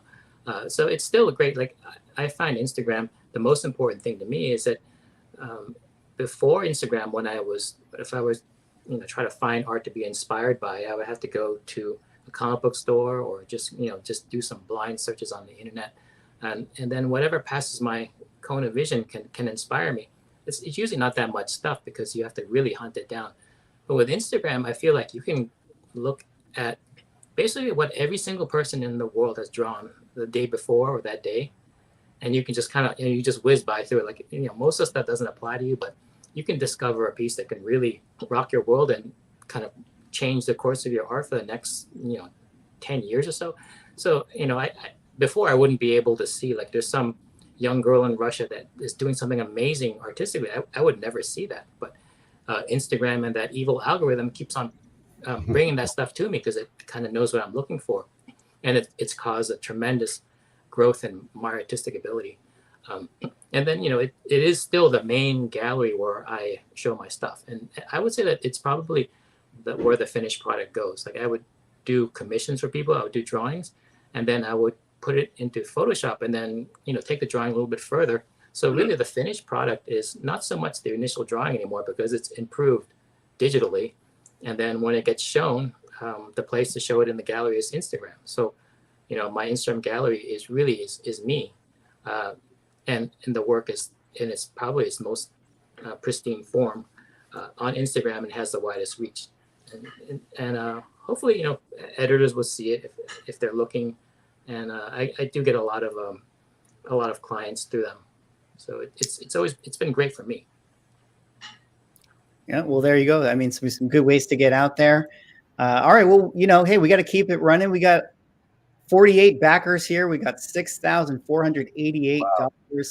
We got to get to 50 by the time I bring on the next guest here, waiting in the background patiently. Kim, how you doing? You good to come on? We got Kimberly book reviewer Hello. How are extraordinaire. you? How's it going, Kimberly? Good to see you. Thanks for hopping on. Oh, thanks for having me. It's an absolute pleasure. And you're all very creative and talented humans, and it's an honor. Yeah, absolutely. Your mic's a little bit scratchy. I don't know if you have like some stuff in there, but hopefully we can hear you. It might be my headphones. I wonder if I take my headphones off, if it'll be better. Let me know. Let's try that here. We're gonna. All right, say that again. Sorry. No sound at all. I think you're muted, or I don't hear you. Oh. Oh yeah. No. That sounds good. That sounds good. I think I can hear you now, Kimberly. Can you hear me now? Yeah. Oh. Little quiet, but that's better. Okay, I'm so sorry. I didn't have No my problem. computer set up or anything. How's it going? If you guys don't know Kimberly, it's interesting. You're kind of, you do a lot of book reviews. You've talked a lot about, some of the Goosebump stuff. I saw that you were talking about that stuff. Have you been much of a comic book reader in your sort of reviewing days, or what's sort of the book to comics? I'm so sorry. That's my dog. No problem. No, this is actually one of the first comic books that I've actually reviewed. I did read a little when I was younger, and I just started collecting some older comics, the Looney Tunes and Tom and Jerry. But this was my first coming into the comic book universe as an adult, and I found the series absolutely amazing. I didn't want to stop reading it, and I'm really hoping that you'll write a novel so I can read that too. What do you think, Sean? I mean, so Kimberly does some novel reviews and things like that. Have you ever been asked to do novel artwork, cover art?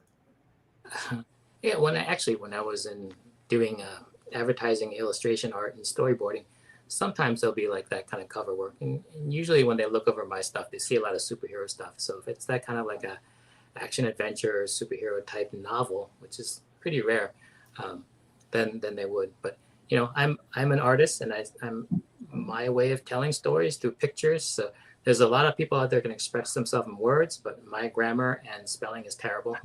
So You got editors for that. I'm actually really happy to hear that for Sean, because I know during this whole process, this is Sean's first attempt at writing, and he's very nervous about that. And to have someone who reads novels to think that he can be a novelist, that's an awesome step for Sean. So I'm super happy to hear that for Sean. Yeah, absolutely. Kimberly, what do you think is like? Is cover king for novels in the way that we actually were talking about? Diesel Dan, you were mentioning like getting people into the stories. In the comic book space, everything is about variant covers, and cover sells everything in comics right now. Is that kind of similar in books to a degree? I mean, I imagine it's not quite, but Absolutely. what's your thought? There's peanuts. I'm not being very helpful here. I think there's a big, large audience of book readers and book buyers that do choose what they're going to read next by the covers, and they love displaying it on their social media. And most of the time, that's if the cover is appealing, they'll buy the book. Gotcha. And I apologize, because of my phone, I can barely hear anything that you're saying. So I didn't get to hear your response to my question about the novel. I do have a couple other questions, but I can type them out in the chat, and then maybe I could hear your responses. Yeah, why don't you do that, Kim? Okay. Type it in the thank chat, you, and then guys. we'll. No Have a worries. great Thanks for one. hopping on. So people do judge books by their cover. 100%. Yeah, especially 100%. comic books, I feel like. Yeah, for sure. Yeah. No, I mean, but actually going back to that really quickly, I mean, Bronze, I know and Diesel Dan, I know too. Like, it really is so hard to get comic people to read a book. Like, it's like, it is so difficult. Right now, I think a lot of people will be brought in by covers. And there's the temptation to like only just spend time, making a banger cover. Your cover is so important, maybe too important because it's really a shame if a cover doesn't stand out, but the story is fantastic. Then like it's just not, no one's ever going to read it. But what do you guys think about the cover stuff, or Kevin too? I mean, yeah, I know you may have to go soon, but even I know you working with Sean back in the day, and have you guys ever had conversations about cover versus interior art and all that? Yeah. You got to put it in perspective. So they hit in the sense that Sean and I got to work on Bloodshot together. I was also his editor on stuff. So that was really cool. But that very first issue of Bloodshot, it was a chromium cover. It was the first time we'd ever used that process. And so that, literally caused us to sell close to 1 million copies because we had this wonderful Barry Windsor Smith chromium cover. So it was just a big deal to, we put a lot of thought into our covers and at Valiant in particular and what they meant, and whether it was a treatment. We didn't do variations or variants. We just did, whatever the cover was what the cover was. But exploring different printing processes and that kind of thing was a big part of it. Yeah. I have a question regarding that. Like, now this has happened with the music industry. I'm sure it's happened with the comic industry. I know there are still comic book stores, but back in the day, it was this physical process of going into a store and like searching through stacks. And then you see a cover that intrigues you and you pull it out and you might buy it, and it might be shit or it might be great. But there was that whole process of discovering physically, right? And now that, people are all over the world in different places, like, is that process, like, just like the music industry, reduced now? And like, how do people find new titles now? It's a good What do you question. think, Bronze and Dan? Yeah, I think that it's interesting because it has changed, but I think that buyer is still very much out there, that shopper. There are a lot of people that talk about, a book that might heat up or become popular on launch day, on New Comic Book Day. And I'll see comments online like, oh, I was in my comic book shop and that cover stood out to me, so I picked it up and it turned out to be a great story. So you do still see that very much, but you also see people, they're looking at final order cutoff time for that book at the covers that are coming out, and they're making a lot of their purchase decisions at that time. And that ties in a little bit about what Swagglehaus was talking about with the people who are almost entirely cover shopping.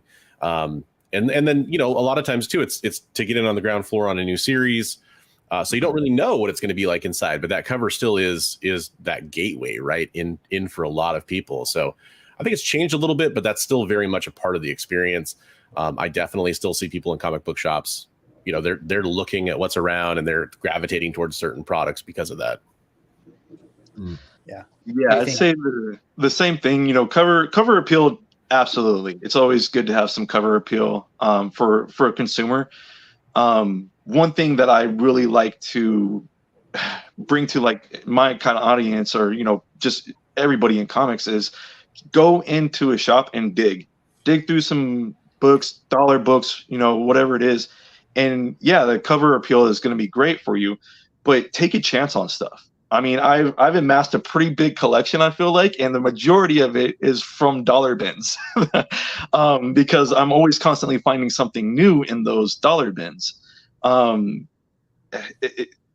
It's kind of my thing, though, too. I want to find something new to read. I want to find something that's different. I want to find why that was interesting for somebody else and find out why they loved that book or what, because there's so much out there, right?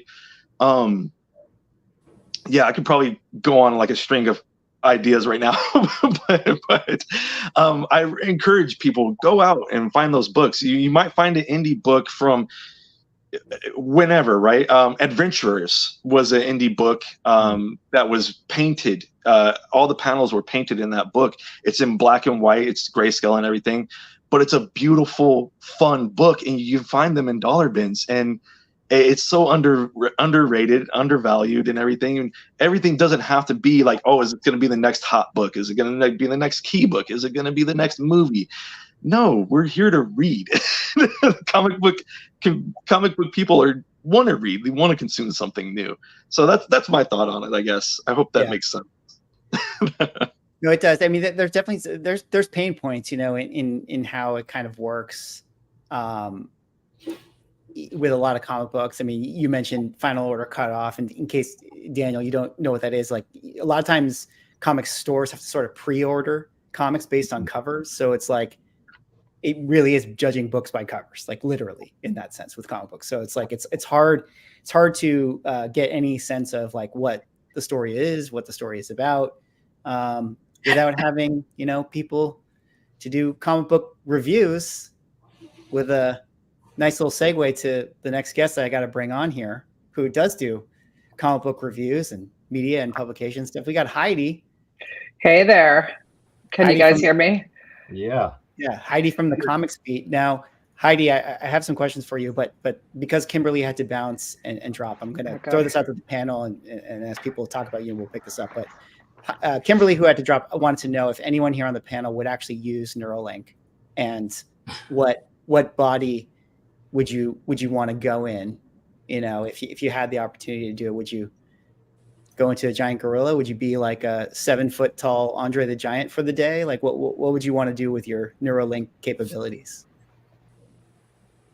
Yeah, I would do it to get some physical work done around my house that I don't have to do myself. Yeah. I was going to say, like, yeah, maybe Sean, you can want to get injured by yourself. Yeah, Sean, you can write a movie scene into one of the future issues where the actor who doesn't want to get hurt doing stunts uses the Neuralink to do the stunts. Oh, that's a good use too. That's good. Double plot. Yeah.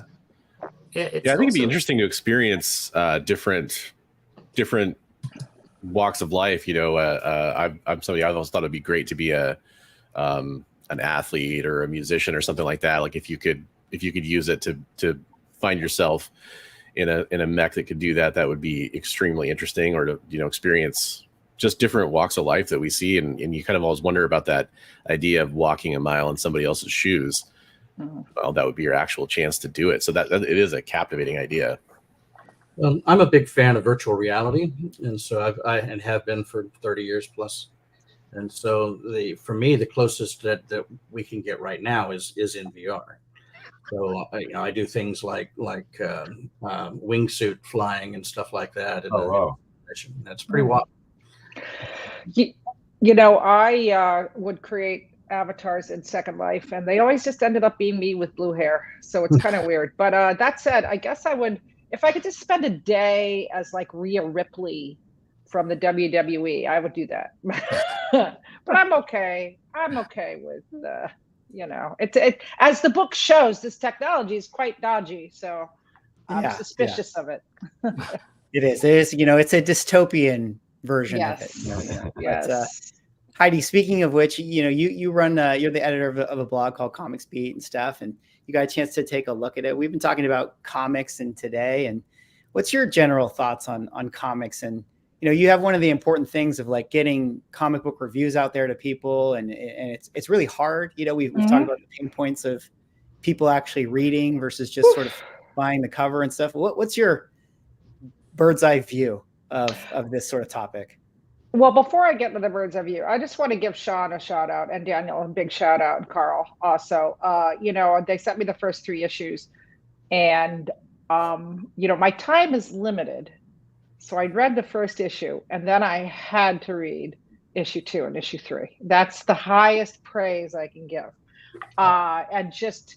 You threw so much into this, Sean. And, Kimberly, who was saying, like, would you write a novel? I'm like, there's enough stuff in here for a novel. You didn't stint. It was not thin on the page at all, which, I see a lot of talking about that. So really just a, big shout out. Yeah, very, very, you did good. Wow. Very impressed. Thank you very much. And I'm excited to see the Kickstarter is already, over 50 and well on its way. So good for that. Bird's eye view. Yeah, it's rough. Especially with, Twitter going away. And I've been, it was just last weekend, maybe 10 days ago, Sean, Carl, we were there 5 minutes ago. Anyway, when we were at Baltimore Comic-Con and SPX, talking to a lot of people in the industry, all different kinds of the industry, mainstream, indie, self-published, everything. And everybody's very concerned about Twitter being gone and not, not being a platform. We've really become addicted to, this microblogging platform where we can just get our message out instantly and hope that people see it. And I'm sure all of you know that it's really not working anymore. So that's a big concern. So I'm not sure. The Beat is around. We've been around for 20 years. Next year will be our 20th anniversary. We're having a big whoop-de-doo for sure. We just hang in there and try to get the word out about projects. I mean, I know we have an interview running about your book, Evermind, and coming up. And we just try to support things that we like, that we believe in, that we think are important, and hope that we're a resource that people can find, and that we can help share the word out there. But we're going to see some big changes. We're going to see a lot of different ways of getting the word out there. And I've never done this kind of Kickstarter launch party before, but great idea. Whoever came up with this, it's great. I'm sure I'll be participating in more and seeing more. Yeah. Well, it is interesting. I mean, it's really hard. Like I said, I mean, the marketing part I mentioned earlier is so hard to just get your story out there. I mean, you want just people to read it and you want the work to speak for itself, but like it's so rare that you can actually get to the point where like the work can speak for itself. It's so rare for people to actually just give it that chance. And then there's like, there's some, pain points of like, even just financially, there's some, you can't read every comic book. I mean, it adds up, after a while, especially if you want to get past issue number 1. So there's some tough things there. I did want to kind of ask, and maybe Heidi, you can weigh in, and Daniel, you can weigh in too. So in our comic world, having someone like you who has a face and has been involved in amazing projects, that it's kind of become like a little bit of a thing. I mean, we've had Keanu Reeves had a comic book called Berserker where he was sort of drawn into it. Wesley Snipes had one called Exiled. He was drawn into it. I think Emilia Clarke from Game of Thrones, she had a comic book that she worked on and co-created and stuff. And I think that stuff is great. I think it's important, but it's also kind of telling that's like, I think in order for you to get through to people to give it a chance, you sort of need something. You need a hook. You need some kind of push. I don't know. I was just kind of throw that out and see if anyone has thoughts on that or. Well, I think, those people bring in the kind of more casual follower or fan that can help support the project and cast the wider net, I guess. And so, fans of Keanu or fans of Amelia that are fans from other stuff that's not comic book related will then see what she's doing and then, bring attention to that. So it's extremely helpful, I think, to bring outside people in or people that, the casual comic book fan back into that world.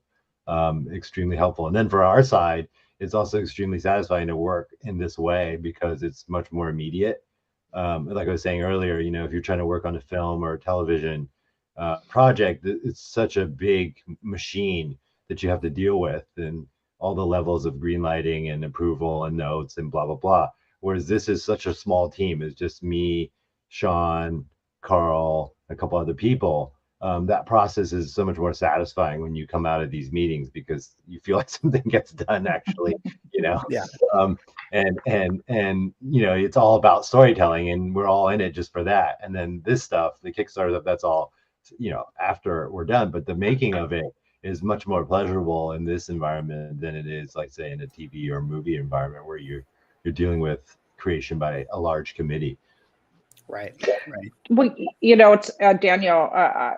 Those are great sentiments, and I've heard them echoed by other people from other walks of life who do come into comics, and which is kind of something I've made a little bit of a study of because I find that the experience of being able to create a really fully rounded project with visuals and story and the specialness that comics brings, and do it so intimately with just a small team, and you do it and there it is, it's done, and you hold it in your hand. Whereas obviously filmmaking is a project that involves hundreds of maybe 1,000 people, so it doesn't have that same, it's larger, but it's so great to be able to do these smaller projects. But the interesting thing is also that comics are such a tight-knit community.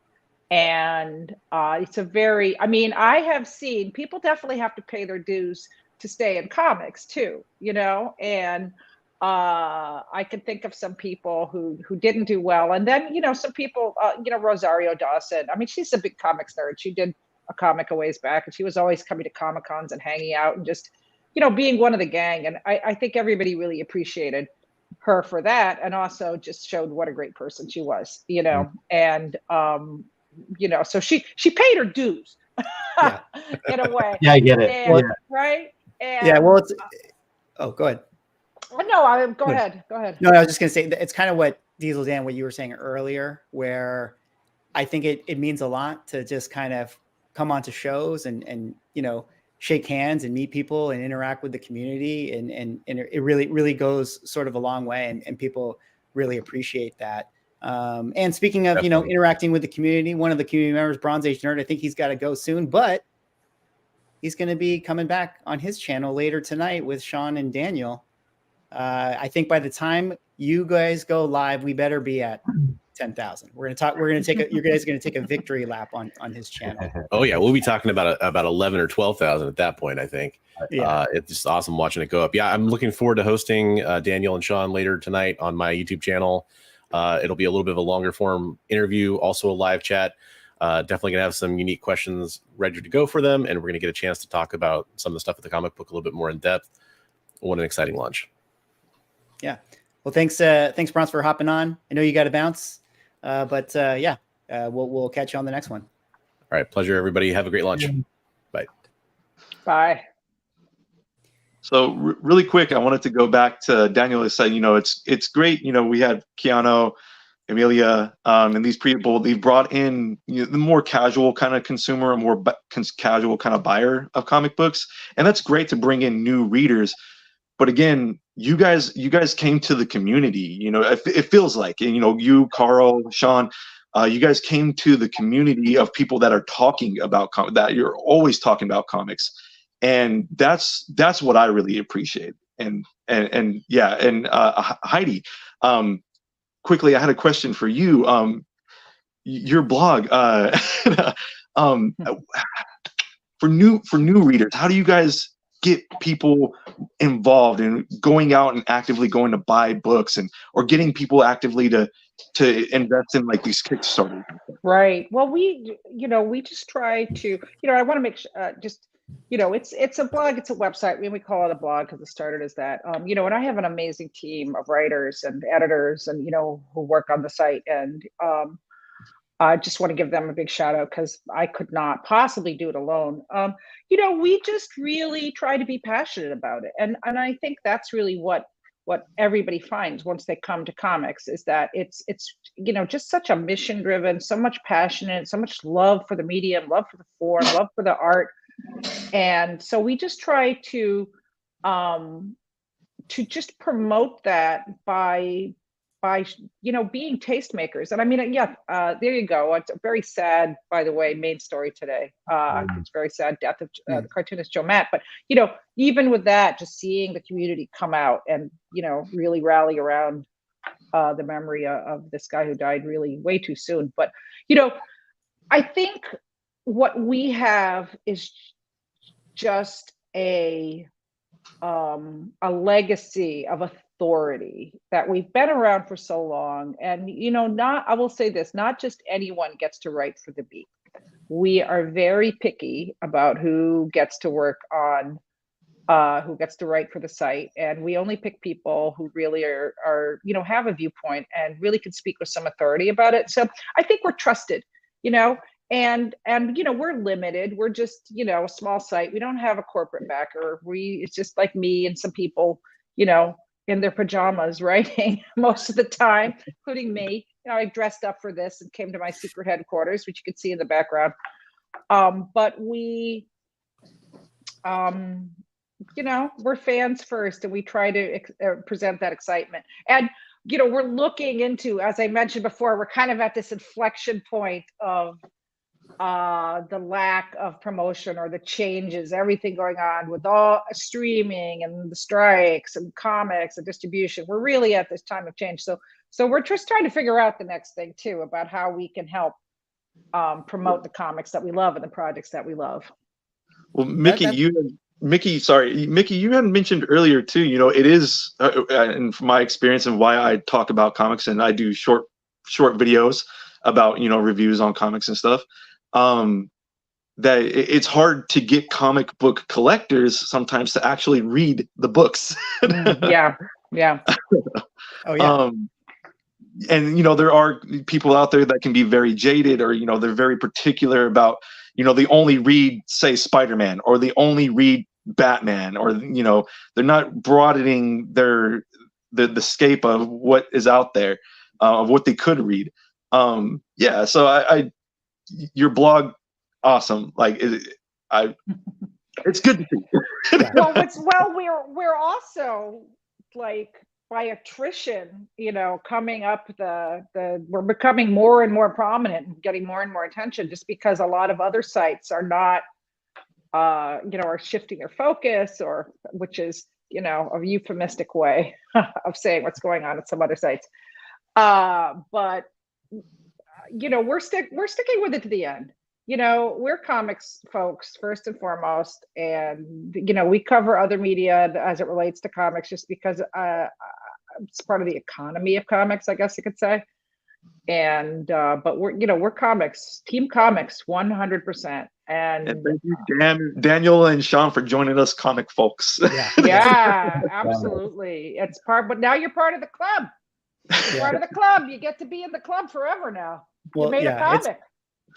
Absolutely. I mean, I'm really interested to talk more about the marketing thing. I have somebody that we're going to bring on in a second, and he can weigh in on some marketing stuff. Yeah. But yeah, I mean, it's really important, Heidi, that sites like yours exist, or Daniel, that you're doing what you do with like on Instagram and your reels and everything to get the word out there, because it's really difficult. I mean, I had to literally have a YouTube channel for 3 years and get a flamethrower burning my book in order for people to buy it. Like, I had to do this. Yeah.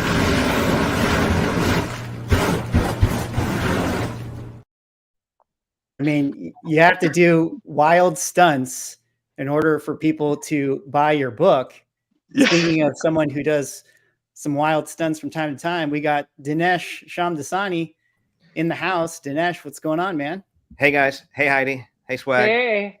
Hey, Sean. Hey, Diesel Dan. And Ben. I'm where's Carl? I thought I'd come on here and make fun of Carl. You can make fun of him. He'll hear it. He's listening. So he just can't shoot back. So I could text this is him the best type of make fun of. I just wanted to come in and say I've seen the book. It looks incredible. I'm super excited for it. Super proud of you guys. Congrats on a kick-ass launch already. It's going to be an awesome 30 days for you guys. Just want to come in and say I love the book, and everyone who's thinking about it should jump in. Yeah, thank you. It's interesting.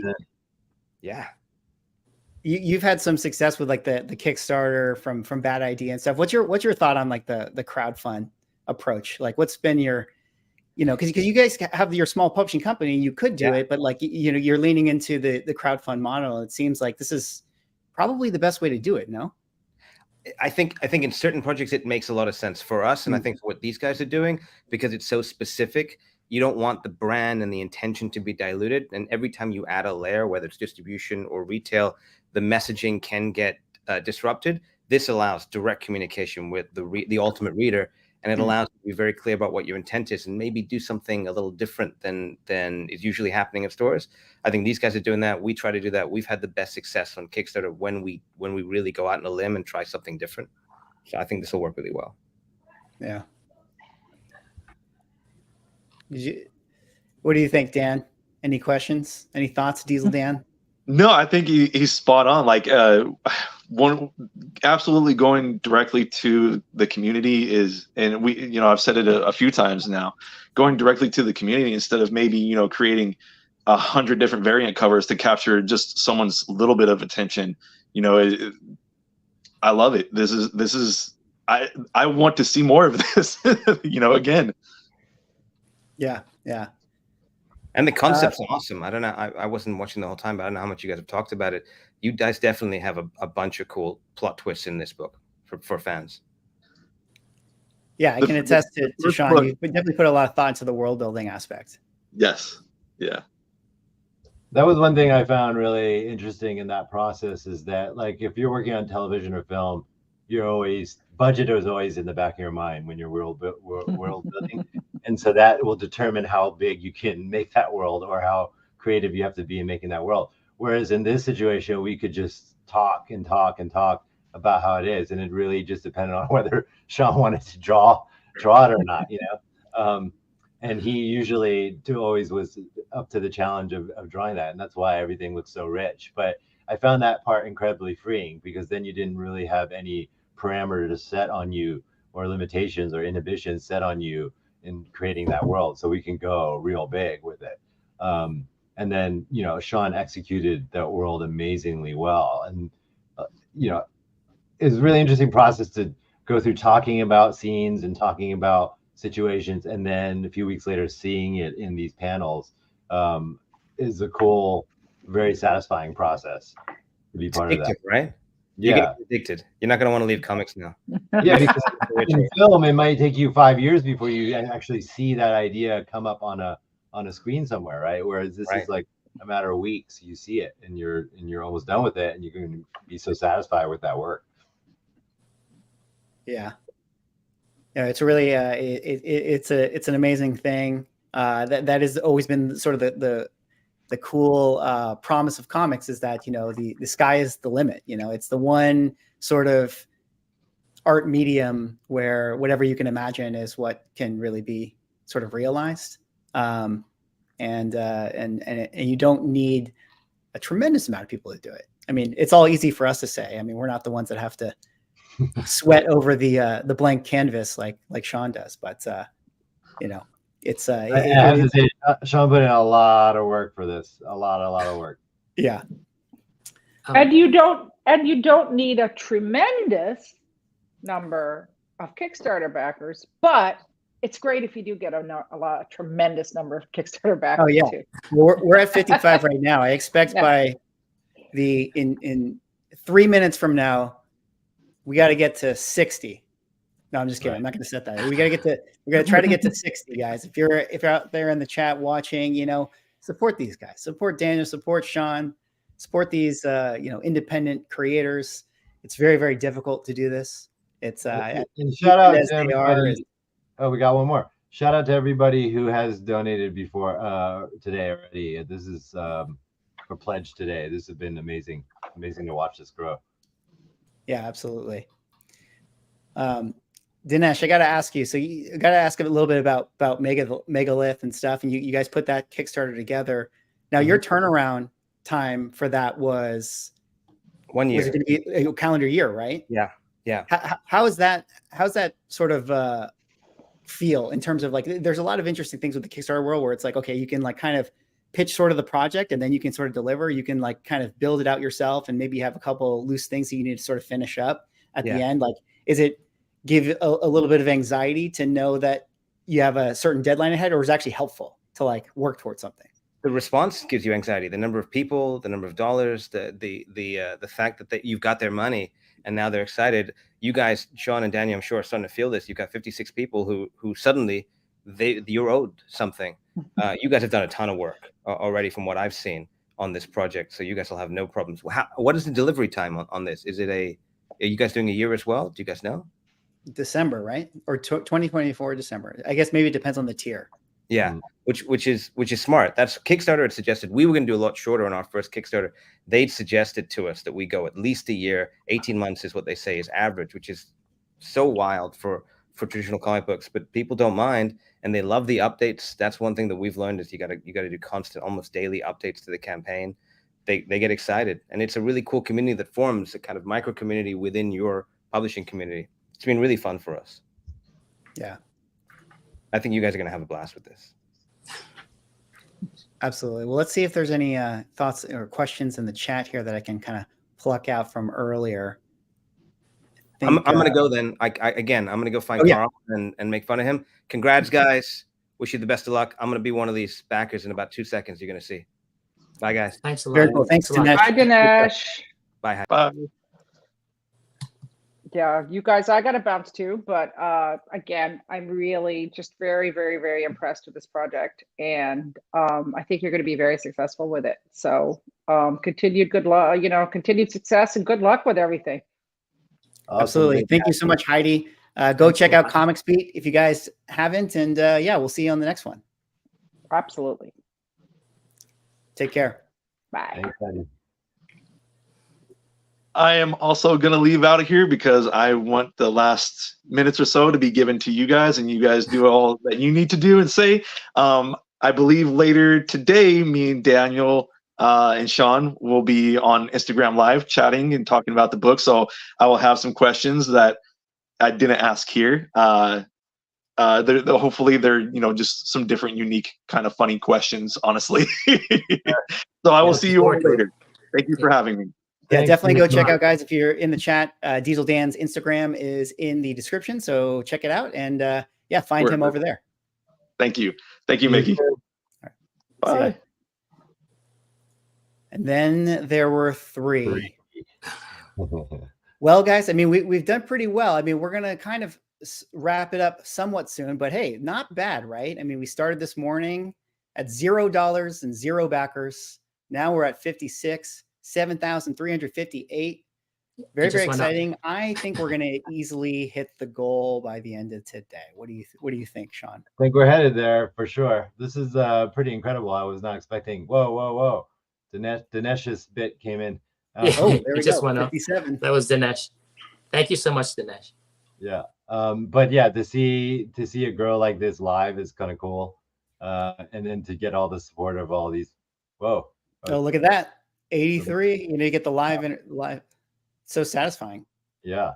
But yeah, all this is really exciting just to see it grow like this, see the interest live, to talk to people within the industry that have been here for such a long time, to get their support and have them enjoy the comic as well is like really satisfying.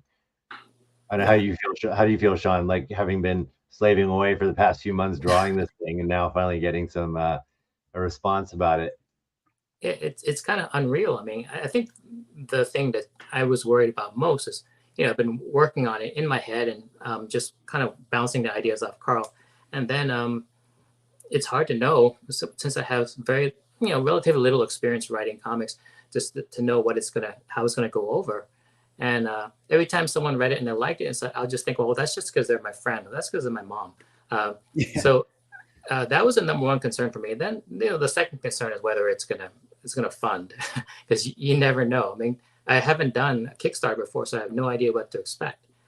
So those two issues are probably more excitement than I usually handle. I mean, I'm a very chill guy, and so it's been nerve-wracking because I just got over just knowing that the story's in a good place, because we had a lot of beta readers and the feedback has been coming back very positive. So, that's a relief. And now I have to endure this, which, another sleepless night.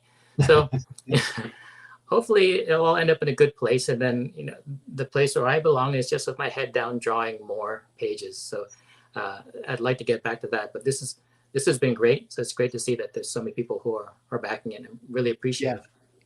60 people now are expecting you to head down work to get this across the finish line. Had a couple more questions really quick here. From Cameron has one. Hey, Sean, do you have any inspiration from manga anime like Ghost in the Shell or Little Battle Angel for some of the work that you've been doing? Yeah, absolutely. I think there's a kind of a similar path that a lot of creators, especially if you're an artist, to kind of go down. And the idea of like the female robot, just because the female is like very young and feminine, and the robots are kind of like, very counter to that, just to put them together. And then also to make that young female robot into like a badass assassin. I think we're kind of all kind of going to the same well. And it's hard to know how much of it is just because the idea is very appealing, or how much we're just kind of working off each other. Because I have seen both of those, and they are very inspiring. So, but both of those, especially the manga forms, can get very, very deep and have some heavy themes. And I think that's another thing, more than just the superficial likeness. That's more of what I got from them. Right. Bernard's got a question right here. In real life, both Sean and Daniel have a need for speed, but who would win in a real race? Oh yeah, I think most people don't know that I used to when I was younger, I used to race motorcycles a lot. So I had Oh, no way. a GSXR 750, and that was when I was young Whoa. and dumb. Daniel's smart enough to get inside a car that has like protection and a cockpit on it. So Yeah, I don't think I drove a motorcycle for about 2 years in college, and then I had a close call one time, and I just call it quits. But I think that takes an incredible amount of balls to take a motorcycle on the track, Sean.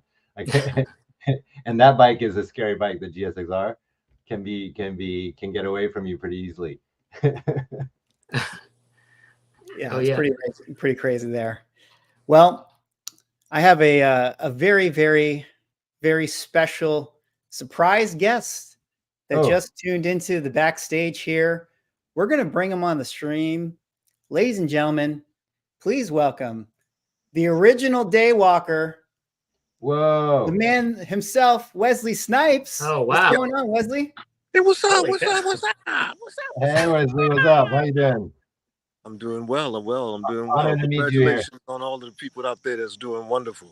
You know, it's tough times right now, and thank you for supporting all of the efforts for the writers and all of us artists.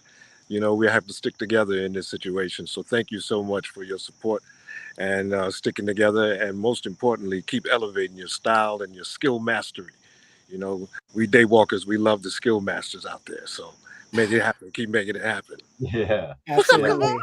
Wesley, it's amazing to have you on. I gotta ask a little bit about this. I mean, you had a similar thing. You had a project kind of like this, The Exiled, where you had a comic book. You kind of had your sort of likeness and character. Yeah, look at that. Created into it. Did some wonderful things. My partners, Keith and Adam, you know, they are fantastic. They're skill masters themselves. We call ourselves a pack of three. And, you know, that project is going well. It's better than well. We broke some records there, you know, and got some nice response. Wonderful experience. Most importantly, man, the ability to connect with the audience and to connect with the people and other artists in the artist community. Oh, it's like that. It's awesome. No, it was an amazing book. It was so cool to see you in it. You got any tips for Daniel now? I feel like Daniel, now you're like the next in line here. You're gonna get your like. Was it kind of funny to see yourself drawn in? Good luck with that. Good luck with that for sure. And, you know, if you're working with a team, y'all stick together. It's not easy. It takes time, and it's going to take time, you know. But the beautiful thing is that you control it and you have say in what goes in and what kind of cake comes out on the other side. So, you know, y'all stick together and it'll all work out just fine. And there's always another life. I can guarantee you. That's what I've been saying The earlier. aliens are going to need entertainment, man. Yeah. And representation, man. Yes, sir. You Yes, know, sir. the aliens are here, man. So, hey, man. You got plenty of work coming.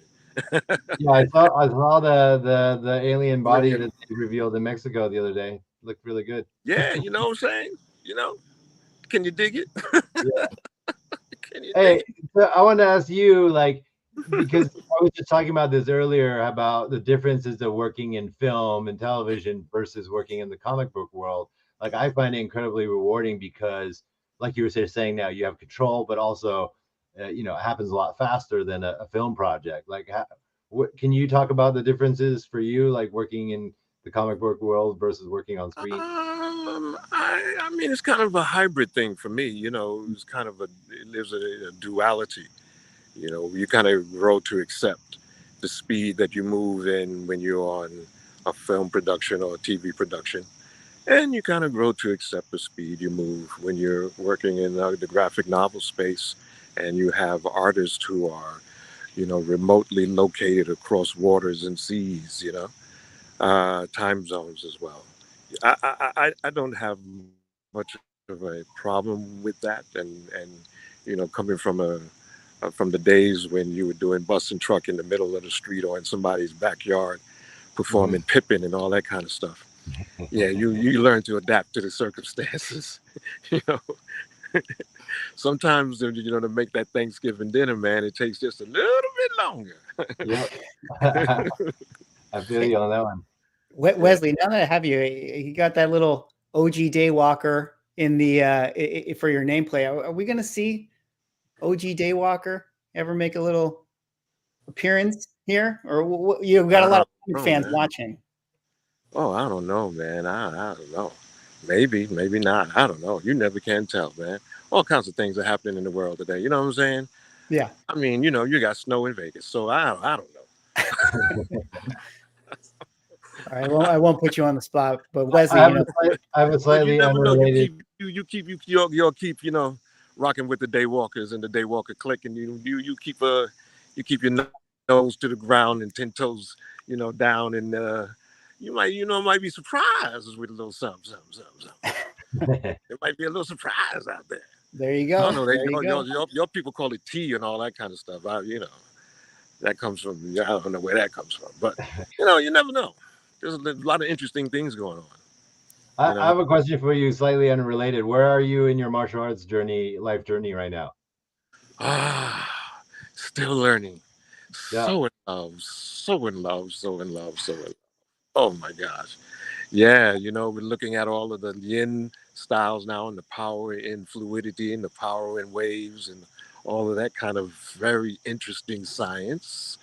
And all the kind of stuff that you can still do when you reach the age of 60 and still think that you're 40.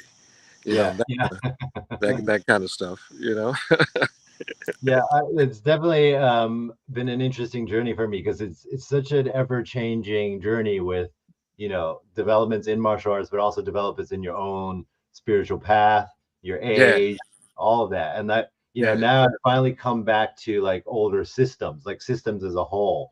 Yeah. Like when I was in my youth, I was like, okay, I just want the best parts of every martial art so I can be the best fighter I can be, right? But now I'm going back to the old systems, going, oh, there was a logic to all that system that allows us to practice into older age and still be a martial artist who's still constantly learning, into your 60s, 70s, and 80s. And I find that really fascinating, that it's all there. That stuff is there to delve into and dig into. Yeah, And so you've been doing great stuff out there too, man. And you're looking good, and you're staying young and handsome. So, whatever you're doing, keep that up. Yeah, I'm pushing 50 now, so it's like I got to be smarter about how I train now. For sure. Yeah. For sure. But I can tell you this, and I think you'll agree, everything that I've ever put into the martial arts, it's gave me that back and 3 times. I mean, I've never been betrayed by the art forms, I've never been disappointed by it. I've disappointed the art forms. I've been disappointed me too. in the art forms, but the art forms have never disappointed me. So it's dependable. I know it's dependable. Sometimes we take it for granted because we get distracted, or we get good, or we get, paper and, big bags and, big boobs and all of that. But I can tell you, man, for the real, when you are committed to the art form and you love it, it will reward you no matter what happens to you. Always be the ride or die is with you. And everything you put in it, it'll give you back that and more and 10 some. I am a witness to that. I agree. Thank you for that knowledge. The same thing. And on that note, hallelujah, hallelujah. Amen. Thank you. Thank you for joining us. Yeah. Well, Wesley, man, I know you're a busy man. I know it looks like you got some beautiful nature out there. Yeah, man. We'll let you get going, but congratulations on your success with The Exiled, man. I mean, it's a fantastic book. Oh, and credit to the team, man. Adam and Keith, they're bad dudes, man. They're some skill masters to the core. So I'm fortunate enough to be riding with them, and they riding with me. Best of luck to you all as well, man. All the best. And you're in the community. Rock with them. Yo. Thank you. Yeah. All right, Wesley, we'll let you get going, but thanks again, man, for hopping on the channel, and we'll catch you on the next one. Hey, love, peace, and hair grease, baby. Thank you. Thanks a lot. Yep. That was awesome. Well, there you have it, guys. That was a nice surprise. Yeah, just OG Daywalker coming into the chat. I mean, he literally is an OG. This whole comic book to film thing really kicked off with him a bit back in the day, and him really kind of bringing an obscure comic to the forefront. I thought was kind of original back then, because only then we were only seeing like Batman, Superman, that kind of stuff, right? and then he brought this, alternative side of comic books to the mainstream, which is amazing. Yeah. I mean, yeah, what he did for the Blade film, I think in many ways, like you said, it just sort of laid the groundwork for like the superhero genre. I mean, a lot of people kind of forget that it came before a lot of X-Men and Spider-Man and it really did. And yeah, maybe we got a little exclusive there. All your you never know. Now in the Marvel stuff, they got all the multiverse stuff going on. You got cameos coming up everywhere. You never know if Wesley Snipes' Blade might show up soon. So get your Tomb of Dracula number 10s ready. Well, look at this. I mean, ever since OG Daywalker came on, we got more backers. We're already at 94.88. I mean, guys, we're so there. close. A stone's throw away from the $10,000 goal. So hopefully we'll get there. But again, thanks to everyone who's pledged. That's amazing. Yeah, absolutely. Absolutely. Well, we don't have to wait around too much longer. I said that we were going to go till noon. I'm sure we're going to get there. I mean, I still have to back myself, so we'll get another backer as soon as I get off the stream. But I don't know, guys. It's congratulations on the success. This was a fun day, a fun hangout. A lot of cool stuff going on with Evermind. And yeah, any final words for the people out there who are watching or backing? I just want to say a big shout out, big thanks to everyone who's backed this so far. This is beyond what we were expecting by a long shot. So thank you so much. And if you can get the word out there to your friends and buddies that couldn't make it today, that'd be great. I think this is a really exciting process for me to go direct to people who want to consume this. And I think it's a really cool model that I think is applicable for many projects in the future. But this is my first foray into it, and it's been an exciting couple hours. Cool. Sean? Yeah, I think what people should know about this project that makes it different from a lot of them. There seems to be like a lot of like the franchise fatigue, and I think there's a lot of people who are afraid to take chances with their story, and it's understandable because heads will roll if you make a wrong bold choice. So with our stories is very unique, and I think when you read it, you'll see that it has a lot of ideas in there. It has a lot of new novel ideas. So you can see like a lot of what's going on now is like a lot of remakes and rehashes of other things. So this is a novel idea that, the other thing about a novel idea is that it's like if you come in with a car and you want to come up with something new, you might put square wheels on it, but that doesn't work. So everyone's out there that's afraid of making a car with square wheels. So I think what we have here is something that's truly unique, but it doesn't have square wheels. It actually goes. And I think if you look into it, you'll like it. It's going to be like the Barbie movie is something just came out of left field and really took off, and it kind of hits you like this is like a something new to look at. So I think that's what we have here is sort of like a next evolution beyond the same old thing. So I hope people give it a chance, and then just also let me know what you think of it. Yeah, absolutely. Well, thank you guys all so much for tuning in today, hanging out in the chat, asking your questions. Thank you, Sean and Daniel, for coming on the channel. Thank you all the guests for stopping by and saying hello. Go check them out in the description. Yeah, look at this. Just really quick. I mean, before we head out, we have 66 backers, $9,623, just $477 away from hitting the goal. Mickey, can you pledge $477? $377. $377. Yeah. I can't do math, guys, here, even though we talk about values of comic books on my YouTube channel. I'm really bad at on the fly math, but you guys, thank you for the correction. So yeah, thank you all so much for tuning in the stream today. Hope you guys enjoyed this. Please go back Evermind, go support these guys. Speaking for myself, doing a Kickstarter and being an independent creator, it's a lot of work, and it's a tremendous feeling to have people believe in your project and stuff. So give these guys a chance. I think you won't be disappointed.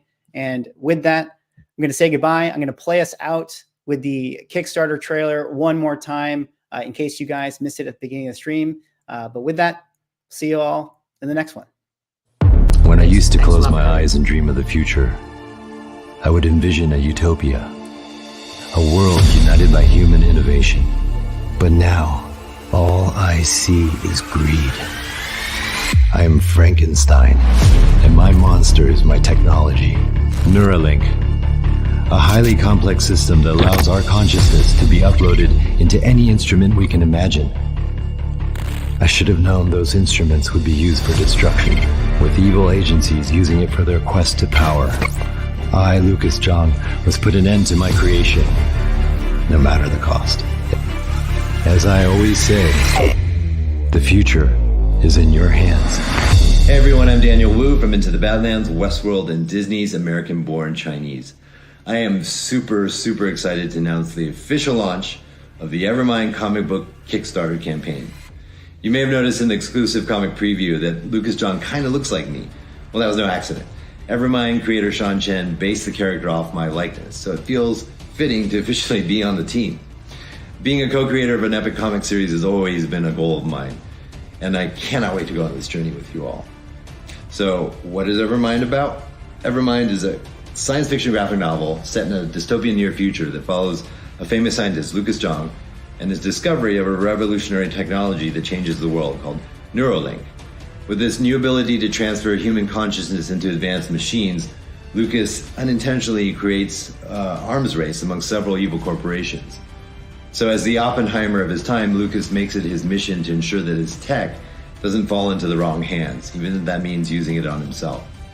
So I am honored and excited to be a part of Evermind. We have an amazing group of talented individuals who will bring this title to life, and we have big aspirations to bring this to television, film, animation, and even video games. The opportunities ahead are endless. I look forward to being a part of this community, and I thank you all for your support. And remember, the future is in your hands.